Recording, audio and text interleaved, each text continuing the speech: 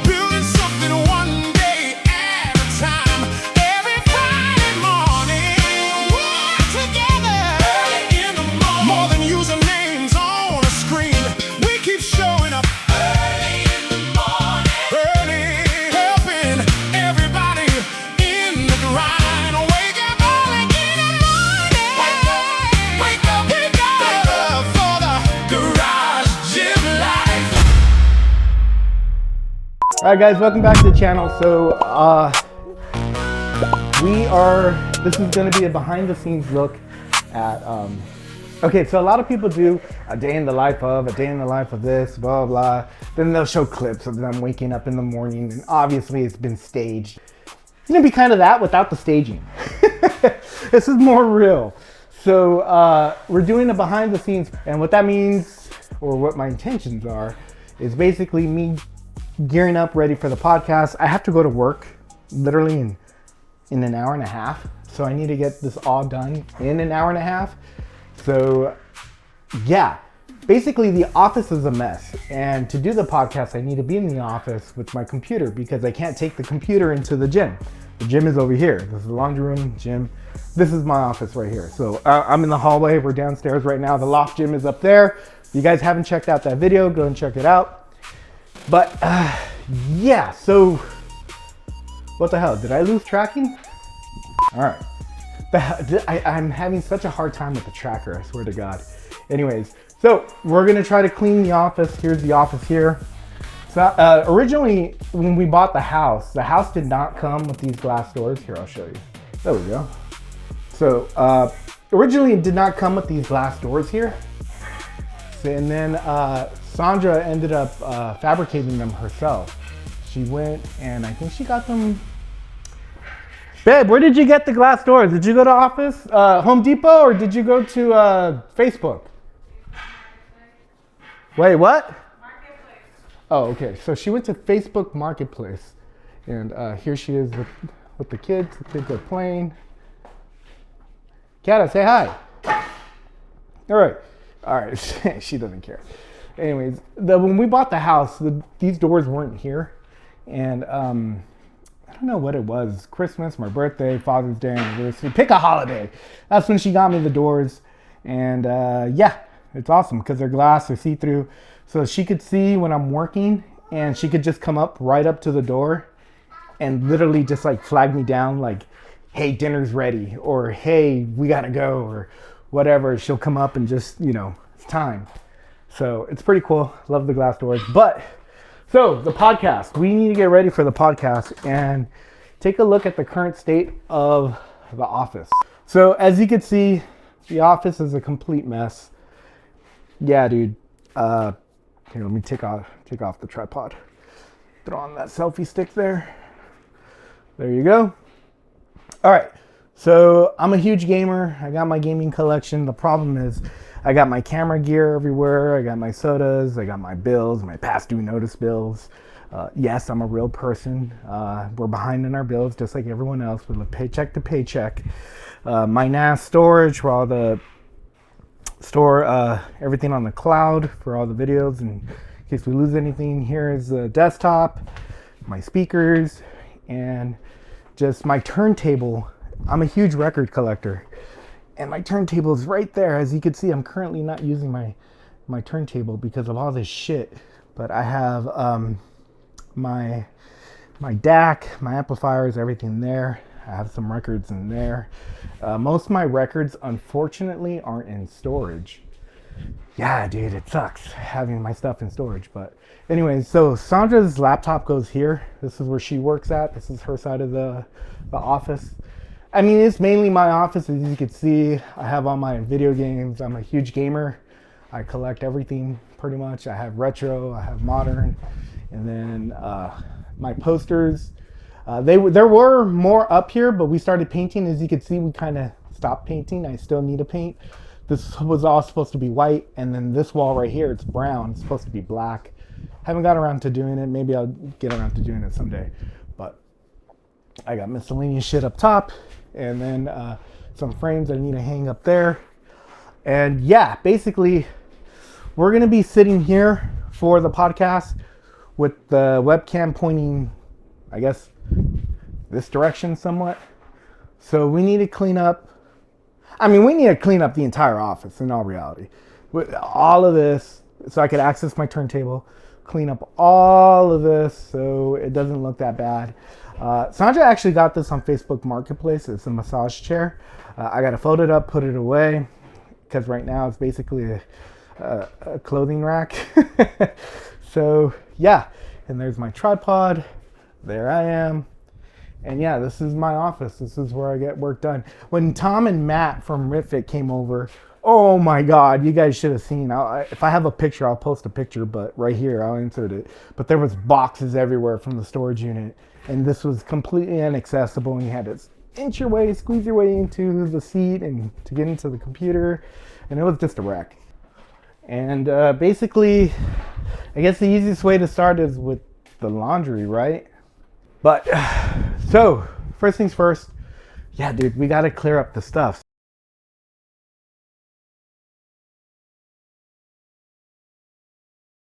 Oh, and you guys already know the loft. We put all the cat protector and everything like that. Yeah, there's a reason for that. Check it out. The cat has already destroyed the fabric here. God damn it. The damn creature.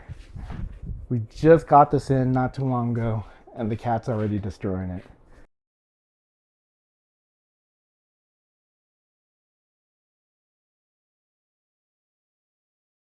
Oh, yeah, so when I was at the RitFit showroom, the guys at RitFit are awesome.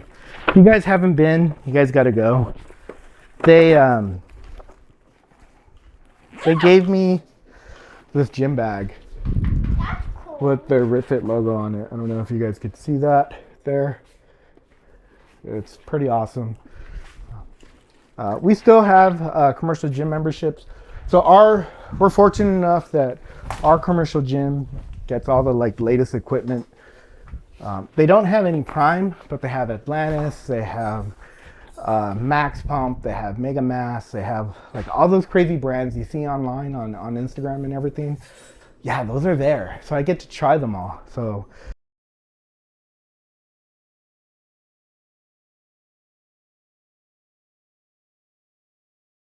my daughter's Switch, her Switch, let's hide that because we don't want to show that. It's the pink one with Peppa Pig.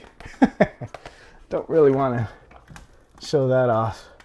I have Sandra's Switch, her Pikachu edition. God, I can't even talk. Pikachu edition.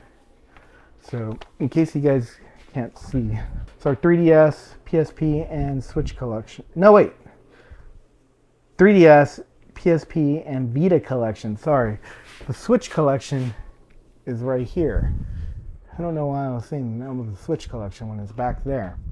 But, so, Sandra's Pikachu could actually go over here along with my daughter's pink Switch, which we're going to hide the Peppa Pig so that does not appear on camera.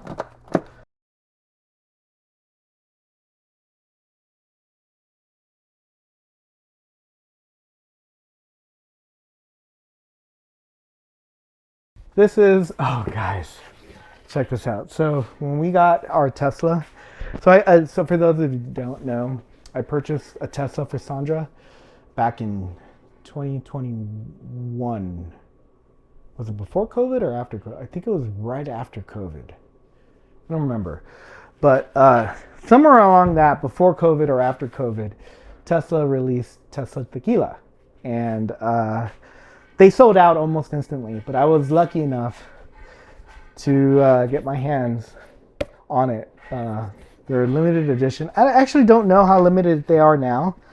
I'm sure people are on eBay selling them. Let's do a quick unboxing so you guys can see it real quick. So this is the Tesla Tequila. So take this out. So awesome. Check that out, guys. Here, I'll pull it out for you. Has a little base. And then, yes, I never drank it. It's still in there. I don't know if you guys could see that. Probably not because of the light. Here, let's bring it over here. I don't know if you guys could see that, but it's still full. It's pretty awesome. I don't know if I'll ever drink it because it's so rare. Actually, I don't even know if it's rare anymore, to be honest. Probably people have been selling it on eBay or something, for all I know. So, anyways, we're going to put this back before I destroy it. And I guess we could display it for the podcast. I normally don't have it displayed just because I'm in fear that the kids might touch it. And if they do, well, you know, it's the only one I have. It's one of a kind. So, yeah. And my kids touch everything, which sucks. So if you're a parent, then you know it's impossible to own nice things. You just can't own nice things when you're a parent because the kids will destroy everything. And that sucks. But it's just how life is when you have kids. You have no sanity because they're constantly fighting or crying if you have multiple. Yeah, I mean, I don't mean it sound like it's terrible to have kids. It's not. They're the joy of my life. God damn, do they drive me crazy. They drive me crazy, so yeah. Anyways, Tesla Tequila. We'll put it on the shelf just for the podcast, but after the podcast, we're gonna take it out of here. I don't want to risk having the kids grabbing that. All right, so next up. Well, look what we've done so far. Pretty clean, right? I think it's pretty good. All right, next up, this corner. This is the main area of contention here where the camera's going to be pointing. I have shit on the floor. I have shit on the top. I have shit everywhere. I have this printer that doesn't even work. There's no printer paper in it, so I need to get rid of it. So, and the thing weighs like 100,000 pounds. So the only way I could think about getting rid of that bastard is I'll bring a dolly in here and take it out. Yeah. I could probably have Sandra film me doing that, I suppose.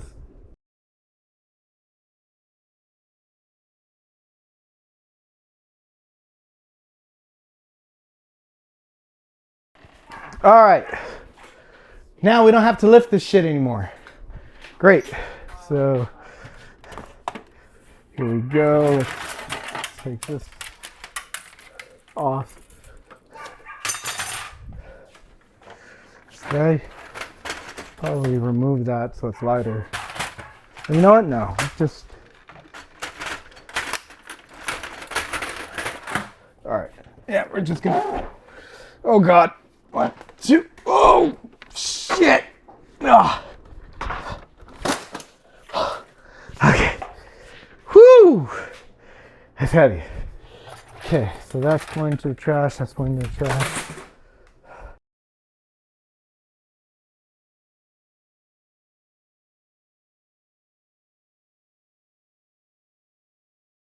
So in case you guys, I was telling you guys about the Tesla Tequila. That's the Tesla, Sandra's Tesla right here. And As you guys can see, it's hooked up to, we actually had an electrician come and install the charger, so that's what it's hooked up to right now. Sandra, can you get a shot of this charger right here? So this is way better than the wall plug that the Tesla comes. In fact, I think Tesla doesn't even give you the wall plugs anymore. You have to buy it separately, which sucks. The door failed to unlock. But we don't do supercharging anywhere. We just use our charger here.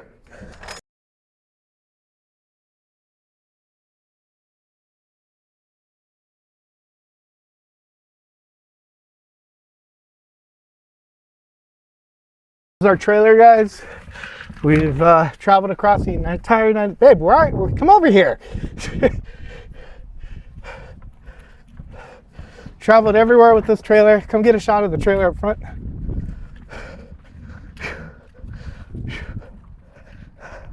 And that is our pizza oven. So, trailer, pizza oven, Tesla. That trailer has been all across the United States. I mean, everywhere. It's broken down everywhere. I mean, it's stalled in Texas. It's stalled in the middle of like Texas. And if you did a road trip to Texas, you know how big that state is. You're literally in the middle of anywhere. Nothing. Our second trailer there, the smaller trailer, is for the pizza oven. We normally just run that for concerts or big events. Yeah. All right. Let's get the other piece, the other trash can.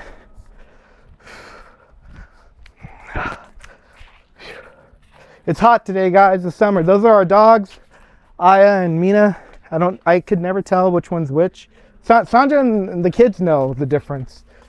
I only know them once I actually call out their names and they come. Oh God, this is a heavy one. Shit. Oh, fuck. I've been meaning to get rid of that printer for a long time, guys. Just John and the podcast is the only reason why I'm doing it now.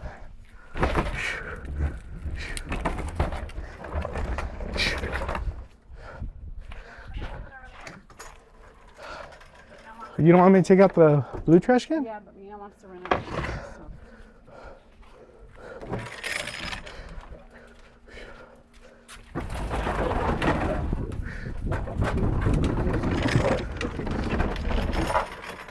All right, now the dogs can't escape. I'm not gonna lie, guys, I'm out of breath. Holy shit, that printer's heavy.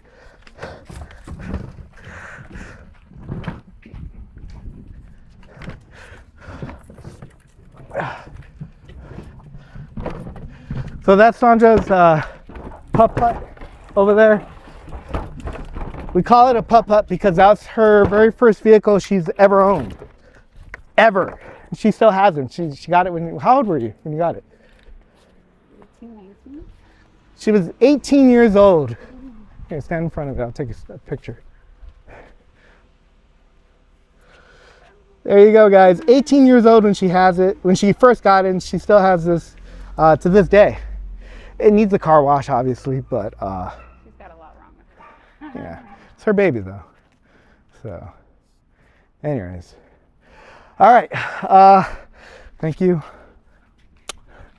All right, so we're gonna leave Sandra alone to get back to doing everything she was here. We'll follow her. Okay, I go to work in about 40 minutes. Shit, I don't think we're gonna get done. All we got done was this, maybe the flooring. Got rid of the printer. We still have to do all of this, all of the turntable, this side. We did kind of clean this side up. Well, not really, but yes. All right, let's get back in the tripod, see what we can finish.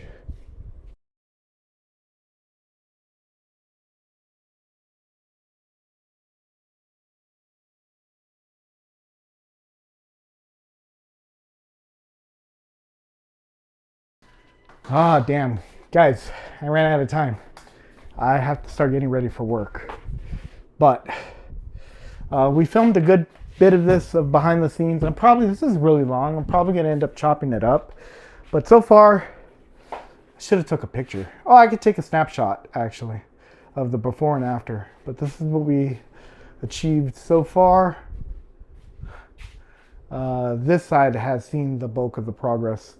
So, yep. And I got the stuff up there.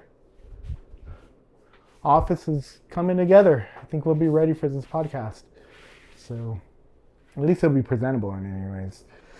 All right, guys. So, I gotta head to the stadium. I got a little bit of time before I gotta get ready.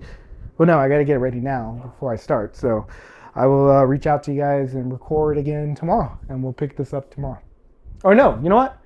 We'll do it tonight. We'll clean tonight and get this ready so that it's nice and it's dark. I'll be able to have my own lighting, and yeah.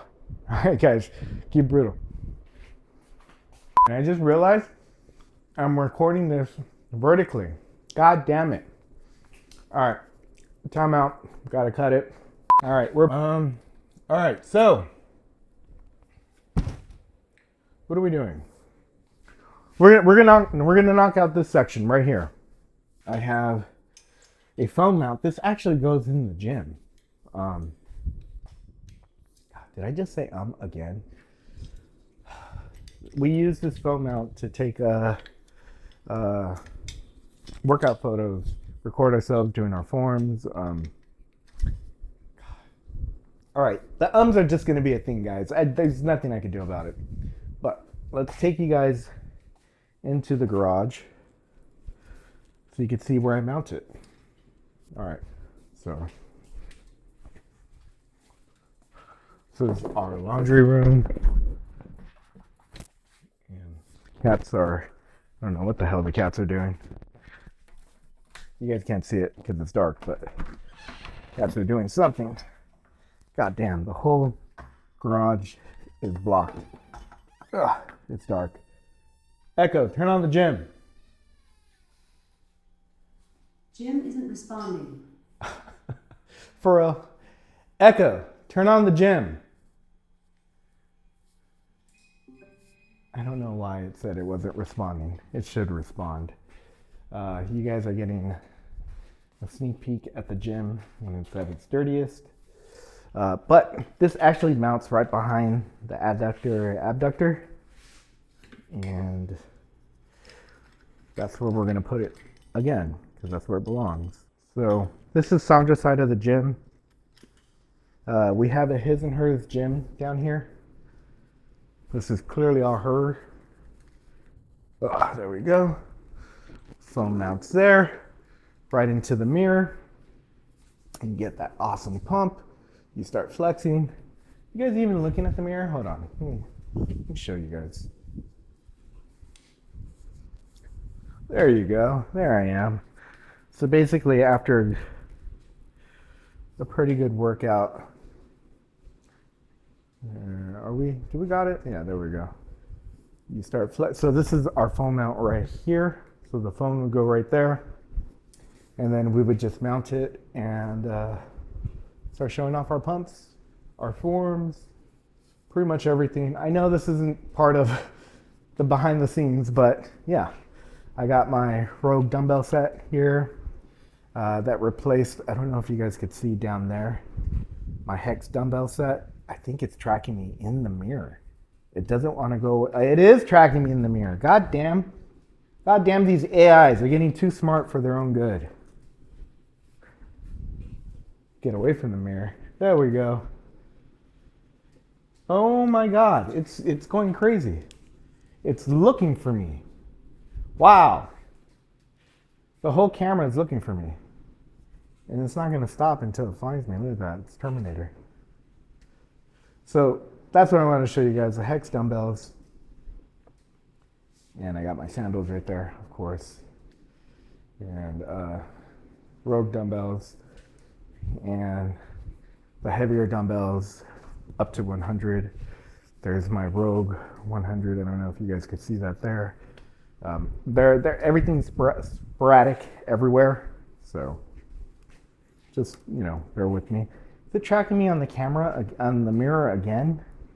I think it is. Is it? Yeah, it is. All right, that's fine. All right, I don't know how to fix that. So we're done in the gym. I just wanted to mount our phone mount back because I had it in the office there. We're not going to be using that for the podcast, so we don't need to. And yeah, and it's not going away from that mirror. Oh my God. Echo, turn off the gym.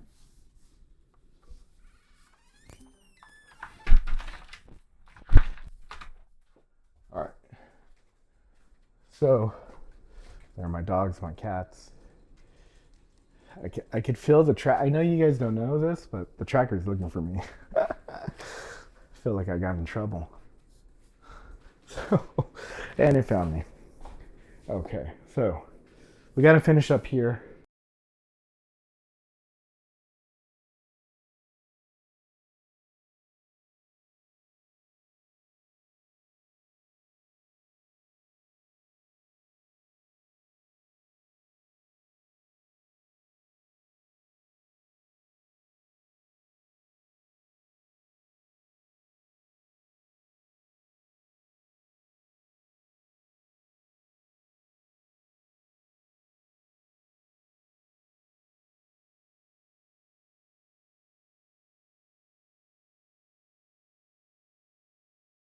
I'm gonna bring you guys over.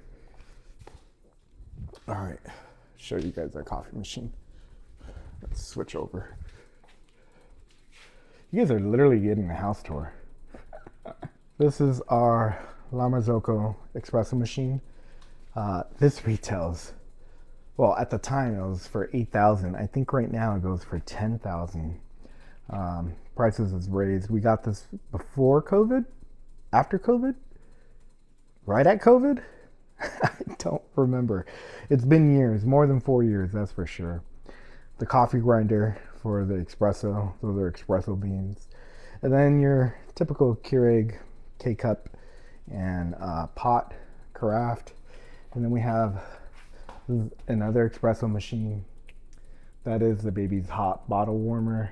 And then our little mini microwave, because our big microwave died. And there's the dishes from dinner tonight. This is a mess right now, but this is our like protein area, shake area. Or what is this, a Ninja? No, I don't know what this is. A Vitamix, I knew that. And then our ice machine, which is currently off. I don't know why that was off. So there we go, we're making ice now. Then our different protein powders. Right now we have Jocko, we have Risa C4, we have PB Fit, some different pre-workouts. This one's pretty good, Mother Bucker. I love the mango on this. This is it is a really high stimulant, so if you're gonna take this, be sure to be ready to be a beast. Behind there is some more protein powder, and then behind here, some more protein powder, and creatine, of course, and we have this Vita Proteins collagen peptides.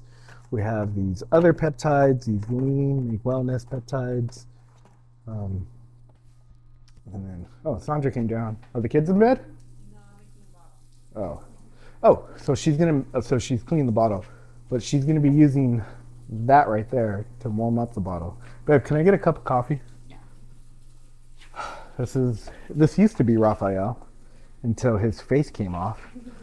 But Ninja Turtles, guys, in case you don't know, Raphael, Ninja Turtles. Anyways, Sandra has a habit of placing the K-cups here, and then I always end up grabbing them. And I think she knows this because every time she sees the espresso machine, they magically disappear because I throw them away. So, yeah. you do know it's me that's throwing them away, right? All right, guys, let's get back to it. Let's get back to the office. Sandra's gonna make the baby a bottle. She's gonna make me coffee before she goes up, and we're gonna continue on. All right. Oh, hey, it's looking pretty. Oh shit, I forgot the Kleenex wipes.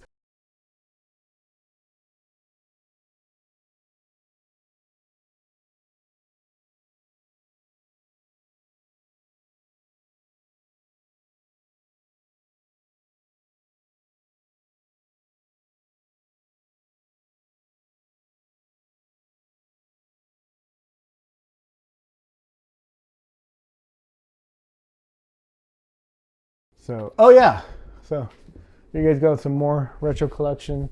My PS3, PS2. You guys already saw the PS1 over there.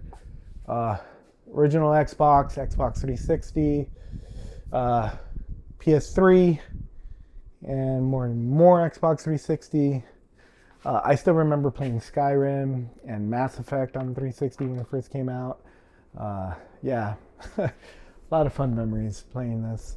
I still play them, just not as frequent as I like to nowadays with work and responsibilities, and have a 11-month-old son. He's going to turn a year next year. How the hell did that happen? That went by quick. So, my God, so many papers. All right, guys, we're going to take a break. I'm going to take a 5, and we'll be back. The light scared the shit out of me. What the fuck? All right, we're back. I had some more coffee, so I'm feeling better. I'm just getting tired there, guys. All right, so we have, God, so many papers. We're just going to set them off to the side here. Jesus.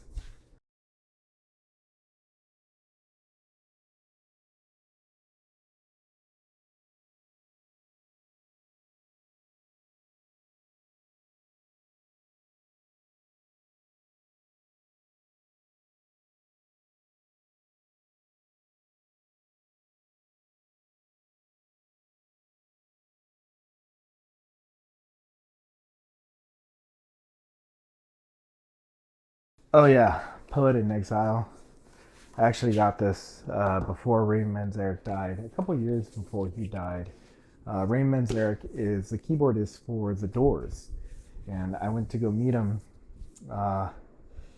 Yeah, this book is pretty cool. It talks about Robbie Krieger, obviously John Densmore, the drummer, and of course Jim Morrison, who died really young, before I was even born, actually.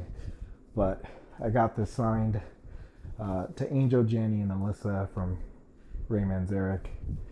Yeah, it was awesome because when he was there talking about it, dude, he was giving a performance, but he was telling the story. He had his keyboard lined up, and he would talk about, for instance, I don't know, he would talk about how they came up with the song "Light My Fire," and he would start playing, do do do do do do do do do. He would start playing the tune for "Light My Fire" on the keyboard. God, it was sorry guys. It was an awesome experience, one of the best experiences I've ever had, and yeah, Ray Manzarek is, unfortunately no longer with us, but I think John Densmore and Robbie Krieger they may have passed away too. I'm not too sure, but we'll leave that here, right there, Poet in Exile, because he's awesome. So this is my needle. I don't know why my needle is not. Oh shit! What came off? Why is this coming off? 1 second, guys. There we go. So here is my real needle. Not sure why this is off. No idea why my needle's off, but we're gonna put it back on right now.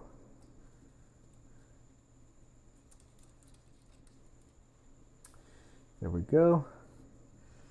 Put the backup needle back where that was.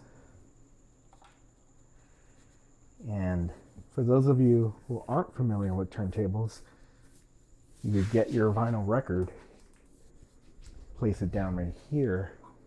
This is my weight to hold it down. You'd place your vinyl, and this is my felt pad for the record. But you would put the vinyl record there, and you normally have some form of pad. This is custom made. It's the Archangel Teriel from the Diablo series with Diablo right here. And as you guys can see, Teriel's getting the better of Diablo right now. But I guess I could pull out a record and show you guys exactly how that's supposed to work. We're not going to play it because none of it's connected, so you wouldn't even hear it, even if I did try to play it. But let's grab a record from down there. what do we want to display? Let's get a picture disc. So the cool thing about records that I wish the weight plate companies would do, the fitness companies would do, is with their bumper plates or weight plates. I wish they did pictured plates, kind of like picture records here. So not tribes. Let's see here. Let me see if I could find a good picture disc. 1 second, guys. I'm pull this out here. Parasite Eve. Parasite Eve. I don't know if you guys remember that game from the 90s. Or early 2000s, was it? I don't remember. Diablo's expansion, Hellfire, which is pretty cool. So let's find a picture disc, guys. 1 second. Oh, here we go, guys. We got a Guar picture disc. So we'll use that. So let's set this off to the side. And put these back. So I have way more records than this again, my collection. Most of it, unfortunately, is in storage, which sucks. But it is what it is. So here we go. We got Gore right here. So when you grab your records, you don't want to touch the record itself because your fingers are oily and greasy. But I'm obviously about to right now just to show you guys. So it's upside down right now. 1 second. There we go. This is War after Odorous Yorungus. Oh, I have it upside down again. But yeah, that's what I was saying. The fitness companies need to make weight plates with picture discs like this. I remember grabbing the liner notes for Holy Diver from Diode and seeing that album covered for the first time, holding it in my hands. I was 9 years old. You guys can imagine holding the record at 9 years old. Yeah, it was amazing. Anyway, so you would turn it on. Oh shit, it is on. Look at that, guys. So basically, I don't even think this is calibrated. It might scratch, but we'll see. Well, we're not going to hear anything because I have no speakers set up to it. But you would set your speed if it's a 33 or 45. 45 are the 7 inches. You would set your direction, forward, reverse, your pitch. You could literally change everything about it. And I could see a bunch of fur, my dog's fur right there. So we're going to stop that. We're going to take off our needle, clean it off. And you don't want to touch the record. You would want to wipe that down. But in any case, yeah, guys, this is Guar's. Yeah, I love it. Sorry, I was just looking at the fur. Anyways, that's cool that it's plugged in. It's just, you don't hear anything. And then you would weigh it down. You don't have to weigh it down. I normally do. And I would close it. It's dirty, it's dusty right now, but envision it nice and shiny. It's beautiful. And yeah, records are awesome, guys. If you didn't grow up with them, you're missing out. Yeah, look at that, guys. You guys could see the turntable. Don't want to leave it open.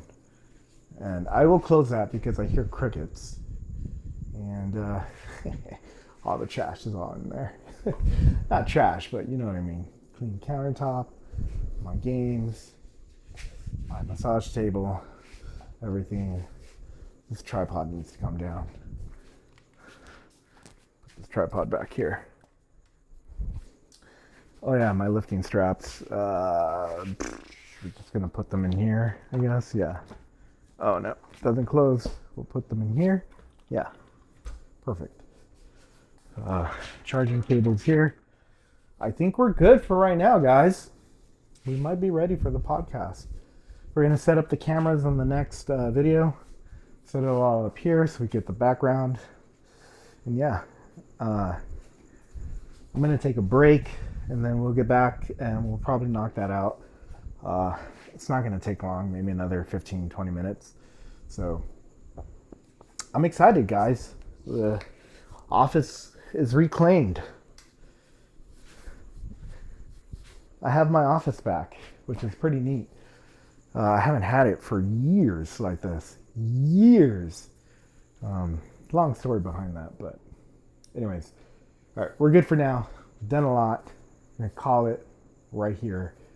All right, guys. We'll pick up again later. Okay, so I forgot to hook up the mic. So that's what we're going to do now. All right, so the mic's hooked up, I think. Yeah. Okay, so I have the mic on the computer, and now I have the mic on here, this monitor. So we're gonna go live in about 1 hour with John on his podcast. So let me give you guys a little update. Sorry, I had to come to the kitchen to grab my coffee. I need it. 1 second, guys. Let's get back into the office. Did I really leave the bathroom light on? I left the bathroom light on, guys. Give me a second. Jesus Christ.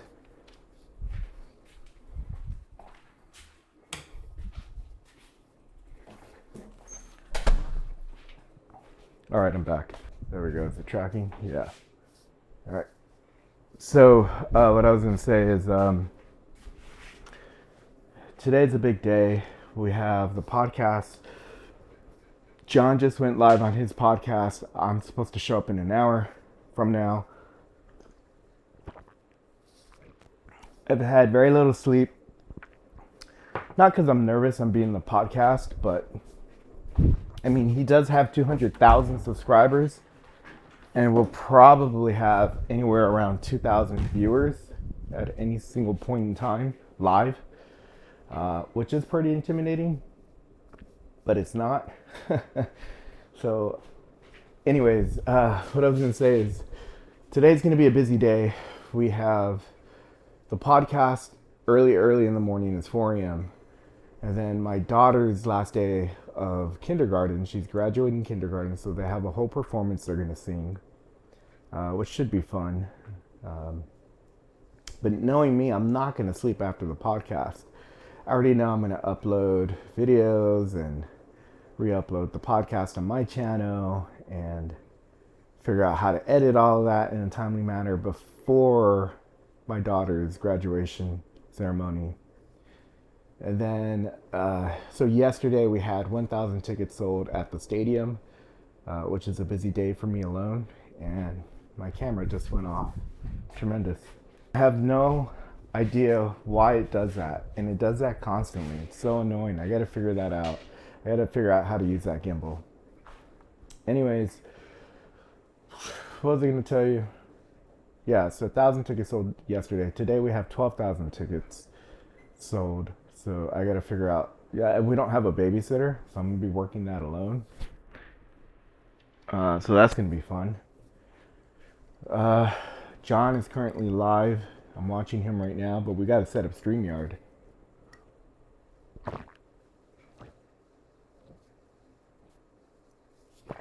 Sorry, I just chugged my coffee. So that's what we're going to do. We're going to try to set up StreamYard. So we're going to cut to that.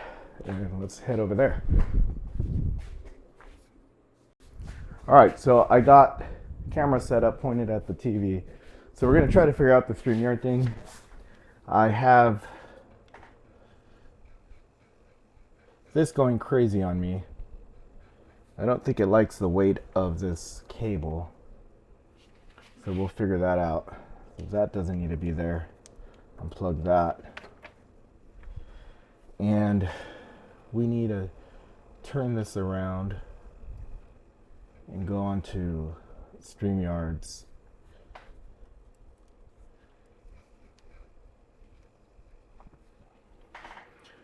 I will figure this out. Give me 1 second. I know John just went live. So let's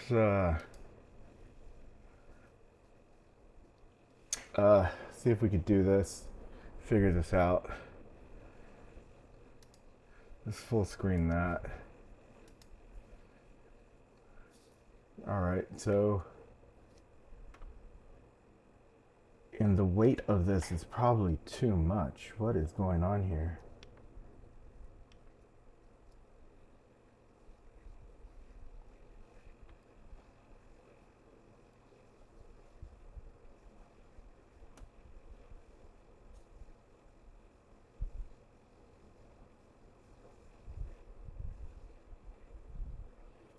We need to switch this over to webcam. There we go, webcam. So now that should be a webcam. And this gimbal keeps losing balance. So, see if I center it more, see if that helps.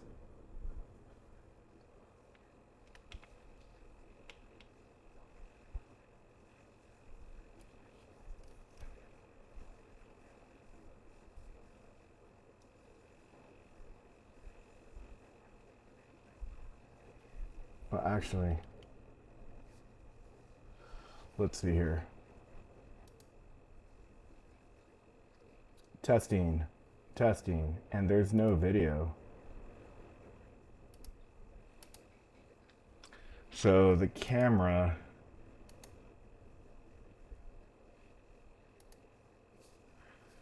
we need, oh, we got the camera, okay. So audio, I think we got the audio. We got the headset. Don't need visual effects, hotkeys, okay, so.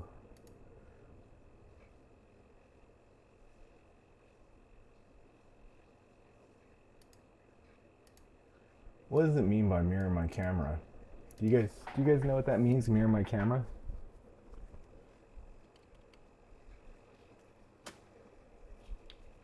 Yep. So we want the tracker to work. And we need the gimbal to work. But the problem is that cable is pulling that gimbal so tight that I'm worried that it won't stay stable, which is my biggest worry. And we're really close to me. Let's zoom out a bit. Okay, so display name, Angel, and I think that's it, guys. We are ready to go. So I'm gonna start this recording, this live stream. We go live in about 30 minutes. So I will connect right back with you guys afterward. All right, guys, keep it brutal. It is now 7:01 a.m. Shout out to the Central Time Zone, and good morning to all of you who are just joining us. Once again, got to lay out the welcome mat for you guys and say welcome. Thank you for being here. Thank you for giving this show a chance. We got about 4,956 of you guys who are choosing to spend your day with me, or at least a portion of your day with me, and I greatly appreciate that. Do me a favor, and while you are here, I need you to hit like and hit subscribe, and of course I need you to share this video with at least one person who needs to see the content, because I do not want anybody to miss any of my conversations with the most influential and inspiring people across the home gym landscape, and that definitely includes my next guest. So this guy is, I'm going to call him a friend of the show, although this is his first time. He's making his debut on here. It's Angel Lopez. A lot of you guys are already familiar with him because he's got one of the fastest growing YouTube channels out there in the home gym space right now. But some of us, like Letha, we met him, Naomi and I met him along with Letha at the RitFit 10th anniversary event, and we got to sample some of the amazing pizza that he makes through his business, Sempre Pizza. But he's going to come on here. We're going to talk about pizza, but we're also going to talk about what he's doing to grow that YouTube channel, AngelXSandra, that he's doing with his wife. It's grown from 100 subscribers in December December of 2025. So last December, he had 100 subscribers.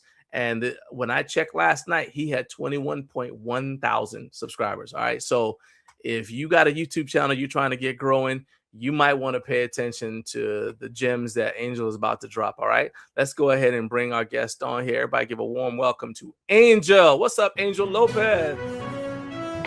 What is up? Good morning, everyone. Hey, what's up? What's up? Look at that. Got his cup. He's ready to go in the building. Yeah, all dude. Right. Look at you. Got energy because, first of all, it is nowhere close to 6 a.m. there. It's like, what, 4? It's 4:03 right now. 4:03. Okay. Yeah, hey, dude. that's all right. That's It's all right. brutal. If it makes you feel better, that's when I woke up. Well, the baby just got put down two hours ago. So that's just went to bed. That's abusive. You like what you did? You said, well, I just won't even go to sleep. What's the point? Pretty much, yeah. Yeah, but, okay. Hey, no, look. today's a busy day. My daughter's she's in kindergarten, but they're graduating. They're doing this whole performance. Yeah, of course. So that's gonna be fun. It's that's her first graduation ever. That's a big deal. Yeah. Yeah, of course. But and like then you like this, we have you're a dad, so you got to turn this into a life lesson. You like this feeling? You like this feeling? That's why we do good in school. All right? Remember this feeling in 5th grade and again in 12th. right. Yeah. And what were you gonna say? Oh, it's just a busy day. After that, I already know I'm not gonna sleep after this. I'm gonna be posting and editing. So what you don't know. You don't know is that I did a little behind the scenes video of me prepping my office. I don't know if you guys could see the office. Sweet. So when Tom and Matt came, I tried to prep it for them. And because I had a storage unit and all my storage stuff was all here, like just boxes of stuff. It looked like a warehouse. And they had to squeeze in and I felt really bad. I'm like, okay, for the podcast, this is the perfect excuse. By the way, Sandra, thanks you for making me clean my office to have this nice like background back here. I'm inspiring change daily. Okay, I'm inspiring change. So all week I've been filming myself clean the office, and so I'm gonna do little clips of that and then put in this clip there leading up to the podcast, kind of behind the scenes. Like I guess a lot of YouTubers do a day, live a, follow me for the day. Instead of doing something like that, it's like, hey, follow me for this project kind of deal. So this will be on YouTube or on Instagram? Well, I'll do a little reel on everything, but mostly on YouTube. Yeah, the long form on YouTube. Okay.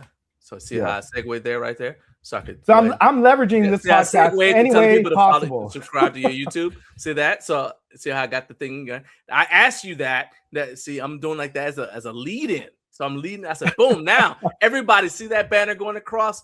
Everybody go subscribe. Well, don't do it right now, but subscribe to AngelXSandra on you. Is it Sandra or Sandra? It's oh my god, she gets crazy when people call her Sandra. Well, not when strangers because they don't know, but when people that know her call her Sandra, she loses her mind. So it's Sandra. It's Sandra, but that was how my sister said her name, and that's why I knew to ask because I was like, actually, this is not. It's one of those names that you think is easy to pronounce, but there you got 2 options and you can get it wrong. So yeah, it's Sandra. Okay. Well, I asked her when I first met her, why didn't your mom on the birth certificate write Sandra instead, or and I guess the mom or the dad, one of them didn't like the U in there, so they just went and deleted it. Well, I mean, she spells it exactly like my sister did, and it's still pronounced Sandra. Now I have met one Sandra; it's S-O-N, so they spelled it phonetically. Oh, wow. But yeah, my sister's name was S-A-N-D-R-A, and I called her Sandra, and the whole family called her Sandra. And then people who are in the extended family, we got like one of those big families, West African families. You understand? It's like people in the extended family call her Sandra, and she's like seriously. That's her reaction right there. Yeah, I'm gonna screenshot that. You gonna know my name? I'm like, okay, hey. So I want to make sure I don't make that mistake. So so Sandra. Yeah. So everybody subscribe to Angel and Sandra on YouTube. It's AngelXSandra. Make sure you guys check it out. It's got some awesome content, very, very creative and cinematic. I gotta tell you, man, it's fantastic to have you on here. It seems like just yesterday we were standing at your pizza trailer. We were talking about your hours. But we were talking about your equipment collection that you said, oh yeah, I never have time to use it. All right. Because you're like, I just collect and I never use it. And I was like, come on, man, you got to use it. You're getting all this stuff. and now you're just killing it. You got the YouTube channel. I already talked about how fast it's growing. You've completed multiple fitness challenges. You guys are all around just attacking success. So what have been your key mindset shifts that got things going in the right direction for you and Sandra? In terms of YouTube or in terms of like our overall health? Yes.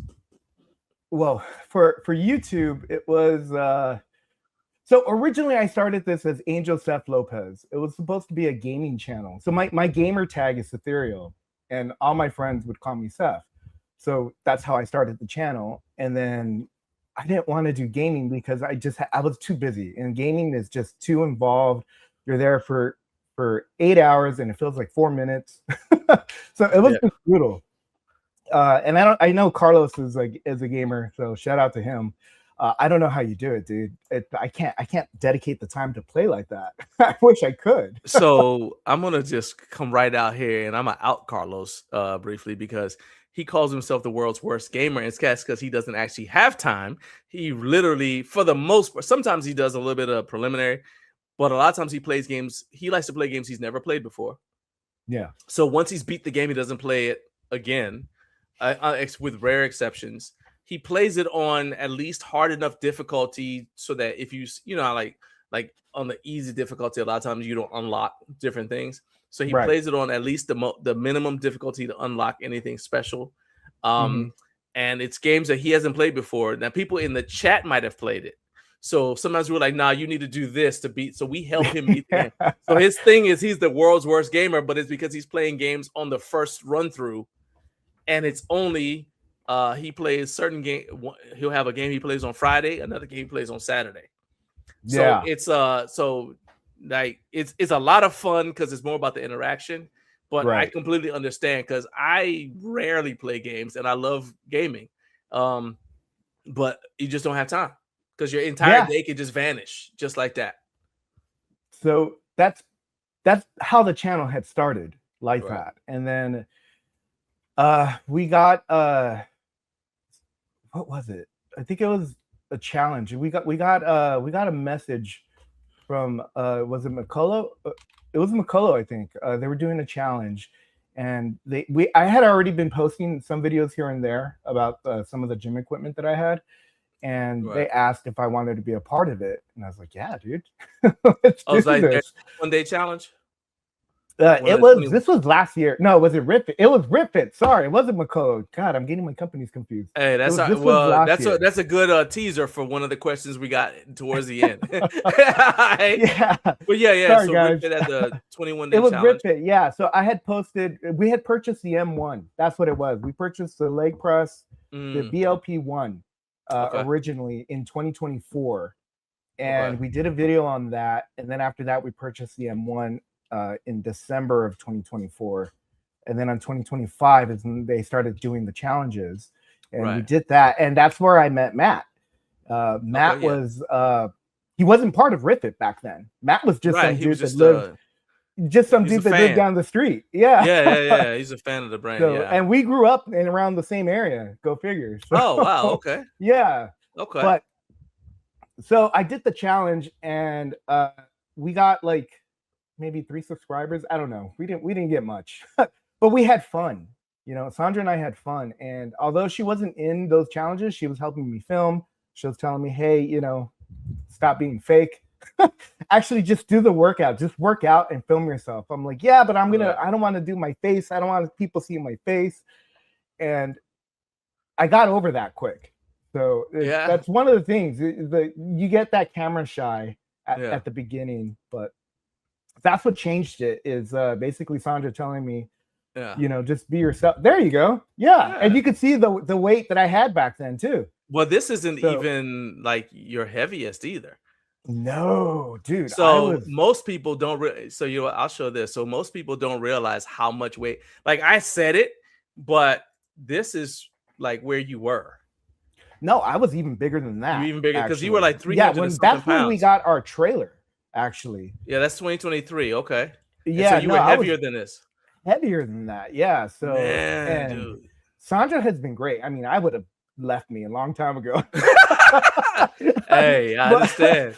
Yeah, but no, we were already engaged. But at that time, we had a family going at that point. But no, when I had met her, I was still in college and I was fit. I looked good. You know, I was attractive. False advertising at its finest. Right, exactly. But then, you know, once you hook them in, you kind of get comfortable. You know what I mean? So I let myself go, and and then it's just medical problems after medical problems. I was diagnosed with diabetes. I had a hard time breathing. I couldn't perform at work. It was just, I had to sit down all the time. It was brutal. Were you running businesses at the time as well as working? Yeah. So I've always been an entrepreneur. I could work with people. I can't work for people. I got you. No, I don't know. Cause I have kind of like if I see a banner crooked, it drives me crazy. I have to straighten it out. I have to do something. And some owners they don't really care. They just care about the end. Oh, I understand. What you end up making, and it's different. Your neighbor saying hi to you. Matt says, "Hey, Matt, how's it going? Good morning." But so no, I've always. I mean, I've worked for other companies in the past. I worked at Panda Express when I was younger. So and I actually had a lot of fun doing that too. That seems like a kind of like a chill. Well, I don't know if it's chill, but it seems like a place that might be like kind of like you never know what's going to happen any day because it's just kind of like got that vibe. It was crazy because back then, oh my God, sorry about the ums. There was in our area, it's dominated by Hispanics, Southern California. Sure. Okay, so we're right here. You know, Mexico's right around the corner, but so.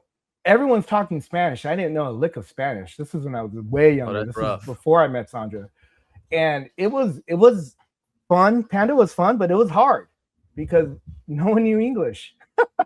So I had to, and I was a cook, I was a cashier, I was everything. So I had to figure out and I learn on the fly, you know, how to speak Spanish. And everybody expects you to be able to translate, and you're like, dude, I can't. You're like that. To show you, I'm about to show my age.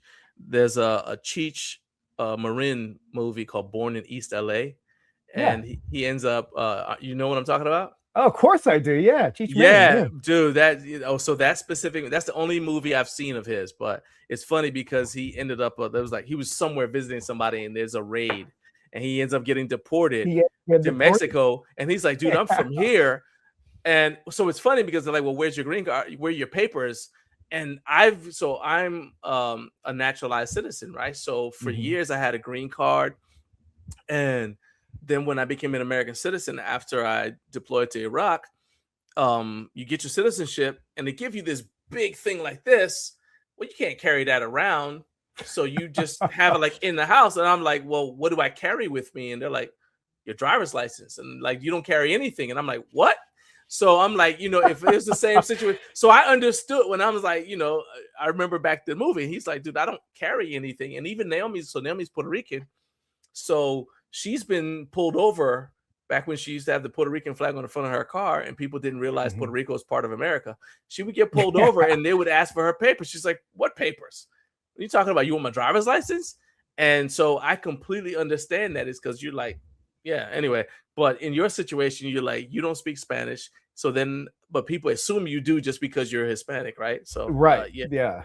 Well, like, nowadays I do, but back then, this was and it was brutal. Yeah. So that's rough. To answer the question, Panda was fun, but it was rough. It was rough. Those were my fast food days. I would say, and we'll just talk about your weight loss. Did it happen in stages? You have any relapses? Was it straightforward? Once you just kind of like, once you made up your mind, it's got to happen. Did that just kind of go from there? Not smoothly, but you know what I'm saying? No, it wasn't smooth at all. So I'm stubborn. I love food. And it was brutal. So this was, I don't even know, 2015, something like that, 2016, when the doctor told me this news. Okay. Maybe it was before COVID. So like well before COVID. Okay. And then they had I started off simple, just giving up Coke, and then eventually giving up sugar. And then it sounds simple nowadays because I could do it like nothing. But back then, that was one of the biggest challenges of my life was giving up soda. because I would drink those big gulps, like 2 or 3 of them a day. So that was, yeah. And then I would diet down, and I would try every single diet out there. And Sandra would help me. She would, she'd obviously do all the cooking. Sure. And the problem is I just, behind her back, I would go to McDonald's, I would go to Jack in the Box, and she wouldn't know, I mean, she knows Sure. now, but, Oh, but yeah, back yeah, then yeah. I would, and it would be confusing to everybody why I wasn't losing weight. It was just, it was not easy. It is not easy. You have to have the mental fortitude. It's the mindset. Well, at least for me, it was. Sure. Once I got that in check, it was all downhill from there. And it took Sandra dieting, because I saw her. She wasn't nowhere near as big as I was, but she was a little bit big, on the bigger side, and Okay. she wanted to get back to where she was when we first met. Because when we Sure. first met, she was really fit, Yeah. and she wanted to get back to that, and she did, while I was still big. And I'm like, the back of my mind, I was paranoid. Am I going to lose her? Am I going to, Yeah. like, you have those, Yeah, especially if she starts getting fit and you're still not where you're like, uh-oh. I'm still the same. Yeah, exactly. Yeah, I got you. So that was motivating, but she also started a keto diet, and I did that. I joined her with that, and that helped tremendously. And then I fell off of that. It was just on and off, on and off. It took years. Took years. And then finally it clicked. And then 2024 is when we started our home gym, when we got the RitFit equipment. Okay. And that's what really basically we stopped going to the commercial gyms at that point. We still do, but nowhere near as much, because we have it here. The biggest problem with the home gym, and a lot of people, I don't know if some people mention this in the home gym community, because most of them are all reviewers, but not all of them. But one of the biggest things is you're accessible, and trying to block out the world when you're in your garage, it's hard, because the kids will come in and they'll say daddy, and they'll say mommy, so she can't get a workout in. I can't get a workout in.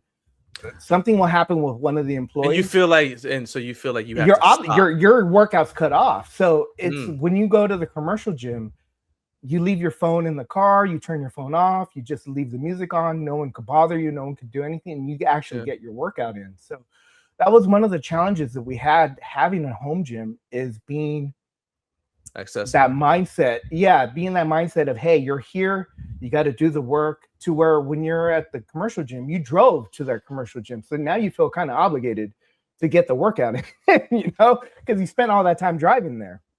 I mean, I get, so I had a slightly different experience than you, but some of that is because in the commercial gym, I worked there. Yeah. So I was telling this story yesterday when I was doing an Instagram live with Halinka Hart. Shout out to Holly and Kim Gardner. And I did this yesterday morning. But anyway, so the gym, every gym where I work, they wanted you to work out, and they want people to see you working out, because they're like, you have to show that you're practicing what you preach or whatever, right? Well, the caveat with that is people see you working out and they don't have any problem with coming up and just talking to you, because they obviously know you because you're there all the time. And their way of thinking is, I mean, you talk to them when they're working out, right? So what's the big deal, right? And I remember, this is like the most egregious example, but I remember I was at the bottom of a squat. Not halfway, not at the top, not getting ready. No, I was at the bottom of a squat. Somebody came over and said, hey, when you get done, can you come spot me? I'm at the bottom of the squat when you're supposed to be concentrating, right? Yeah. And I know multiple, I remember Stan Efferding, I don't know if you guys know who that is anymore, but Stan Efferding, I remember he told me, he's like, he started his home gym, even though at the time he owned an Iron Addicts franchise. He started it because he said that's the only way he could work out, because people will come talk to him during his workout. And this is a guy who was world champion he's a world champion powerlifter, and he's also a competitive bodybuilder. So he's like, I might be getting ready for a show, or getting ready for a like to guest pose, or maybe getting ready for a competition, and they still come up and just talk to me, and like, hey, the light's not working in the women's bathroom, or and it's not that it's not an important thing, but it's very difficult to get that. Whereas, so when I started my journey at home, at first it was just me by myself, but then when Naomi and I started our family together, I decided to use it as a way to help reinforce what the kids learn in school. You know how like they're taught to wait their turn and all that. Yeah. So that's basically what I would do. Is like, all right, it's daddy's turn. That means let me do my set. Right. And that was crazy, but I didn't realize how important that's going to be for me, because when I started competing in powerlifting, you go to the meet and something always goes wrong. Guaranteed. I remember somebody got hurt right before me. Oh, I was about to go up next and I watched the bar drop on him. And I'm just like, but you got to be able to put that out of your mind and just go. Yeah. Right. Well, the way I trained myself mentally for that was because I had to learn to do it with my kids.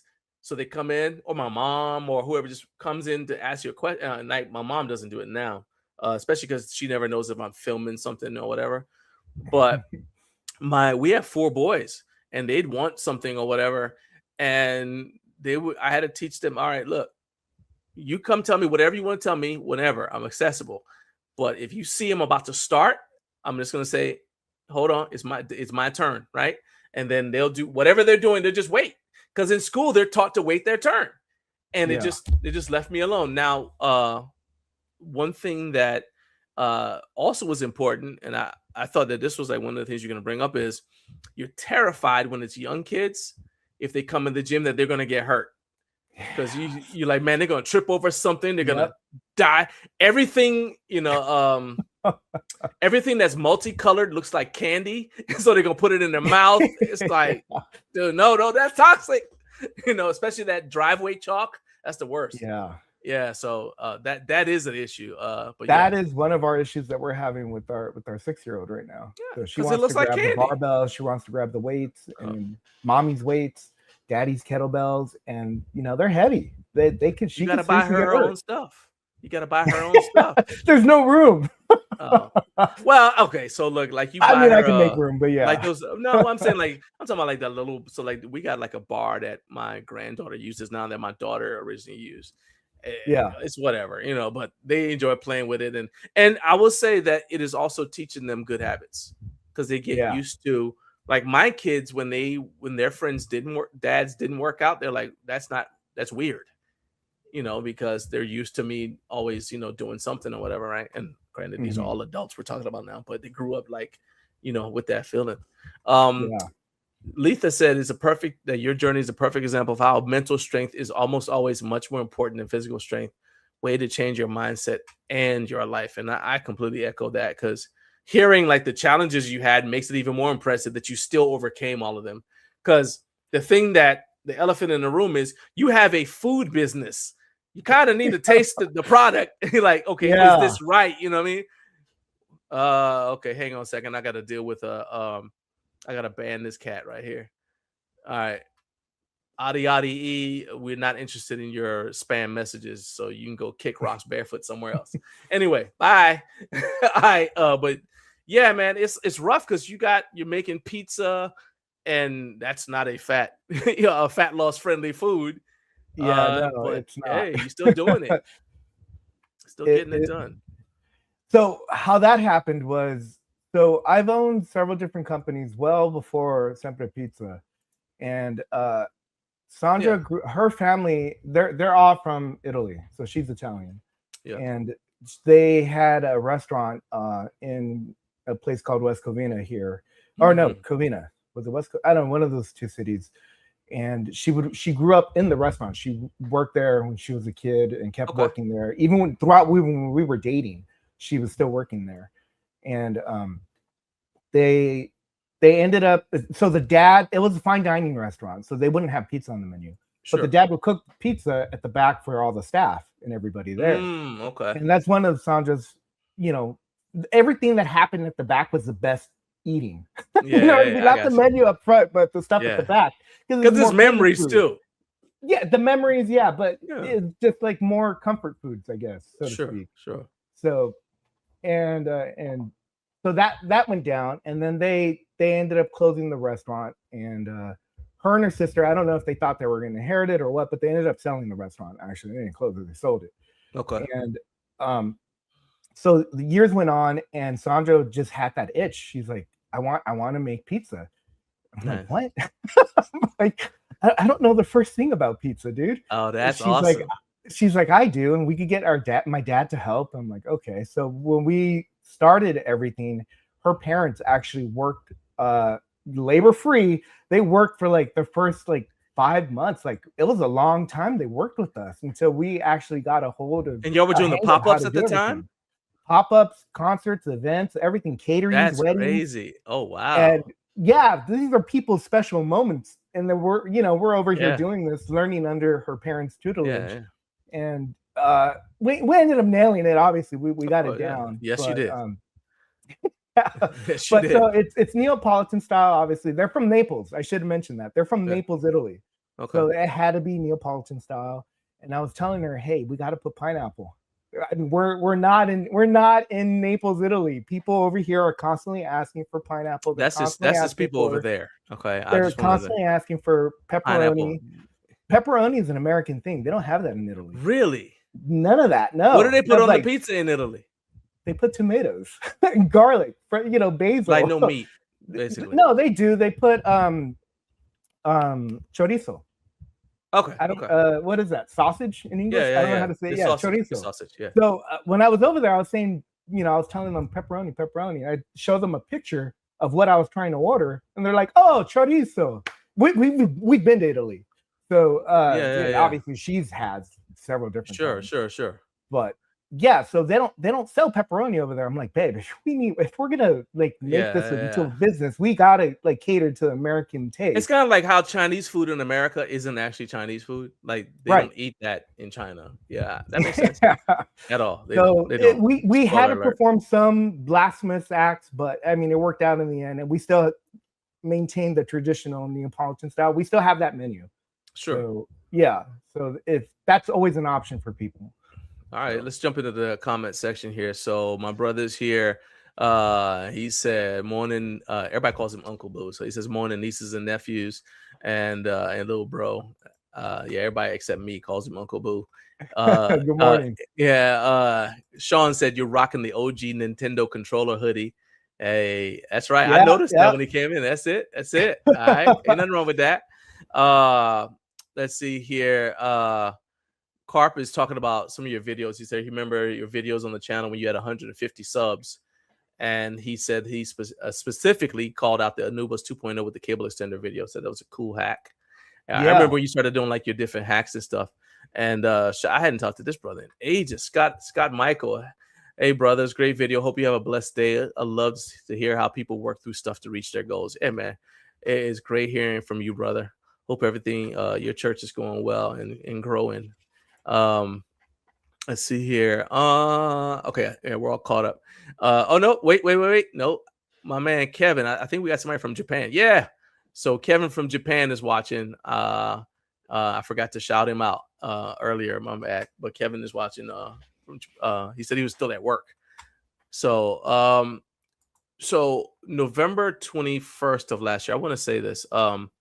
You posted that you had seen our interview with Makolo here on the show, and you said and you posted on Instagram that you saw the interview, and you mentioned that after I brought up your review of the Tara Witt leg extension leg curl, and that that there was a spike in your views and you picked up some new subscribers. So the reason I'm bringing that up isn't to pat myself on the back or anything like that, but I want to publicly say thank you.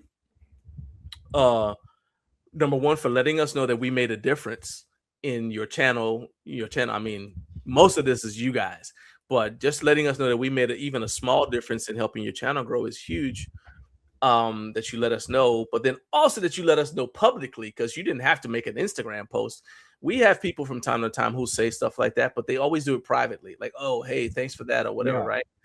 And the fact that you did it publicly, it's like people, I guess they think like once you start to grow, they think you don't need the not social proof, but you know what I'm talking about, like the validation from like actual people. Like, oh, yeah, this is a real person who we know who said he watches and whatever. And that's still important. So I just want to say thank you. So you made a post to thank us, and I'm thanking you for making the post. So now I'm trapped in the circle of Thanksgiving, and it's you ever been in the circle of Thanksgiving? We're like, oh, thank you, no, thank you, man, no, seriously, thank you. Now you're like, oh, we're stuck. No, in all reality, no, thank you, because see, truth be told, that completely blindsided us. We didn't know that you were going to be one. We didn't know you were going to post our video, let alone talk about our video and have it linked on the actual podcast. Where it's like, whoa, so people could actually click it. That was huge, you know? So people did click it and people did hit subscribe. And that was, you didn't have to do that. And you did. So, wow. Dude, so here's the thing, man. It's like, did we know each other back then, or? Oh yeah. We already met. Okay, we had met you because in the post. In fact, I'll pull the post up here because I saw it. I was like, "Whoa!" First of all, it's funny because you remixed the Recliner of Rage, which you remixed it. I was like, "This dude is my Recliner of Rage song, right?" So this was the picture from. So this is November. We met you guys in August. Of 2025, and this was posted in November of 2025. So so we knew you, and this actually us talking at your booth, and but then you made you took the time to create a song, like you took the song and then you took time to add music to it and remix it so that now it's got like a heavy metal sound, and I was like, that's hilarious, right? I gotta ask you, when people meet you, do they sing that song to you? Because when we met, I sang that to you. You did, yes. So do your fans sing that to you? First of all, the fact that you said your fans, I'm your fan. That's crazy, right? Yeah, first of all, to me, I'm just me, right? I'm just a dude, right? But yes, I have people. So the craziest one is when kids sing it. So like Jared told me that his kids love the song and they sing along to the song, right? So that's like kind of like when I say like, we got to keep the show family friendly, because literally their kids. So Kevin from Japan, his kids watch the show, or at least the first part before they go to bed, because it's nighttime over there. It's nighttime. Jared's kids watch it before school. So he said they sing like their favorite part is Recliner of Rage. And I literally came up with that song because I didn't have the budget to pay for actual soundtracks so like bumper music for the show, right? Mm-hmm. And I was running into copyright issues. I said, man, because what I wanted to have as the intros for the show was In the Morning by the Gap Band. Okay. And I saw how much it was going to cost, because you have to the way I was going to have to do it was pay for each episode, and I was like, that's going to be a lot in the very beginning. I was like, I can't do that. So Matt says he remembers you singing the song to me. He said that was great. I was like, you do. That caught me off guard. I will say that. All right. And Mike, so first of all, actually, so Mike said John's acting like he doesn't have fans, but here I am tuning in at 3 a.m. on a Friday. I'll say this, and the same thing happened at Home Gym Con. When people were like, and it wasn't just me, but people were like, the first time somebody stopped me and said, hey, can I take a picture with you? I was like, who are you talking to? Oh, me? Oh, you mean me? Yeah, okay.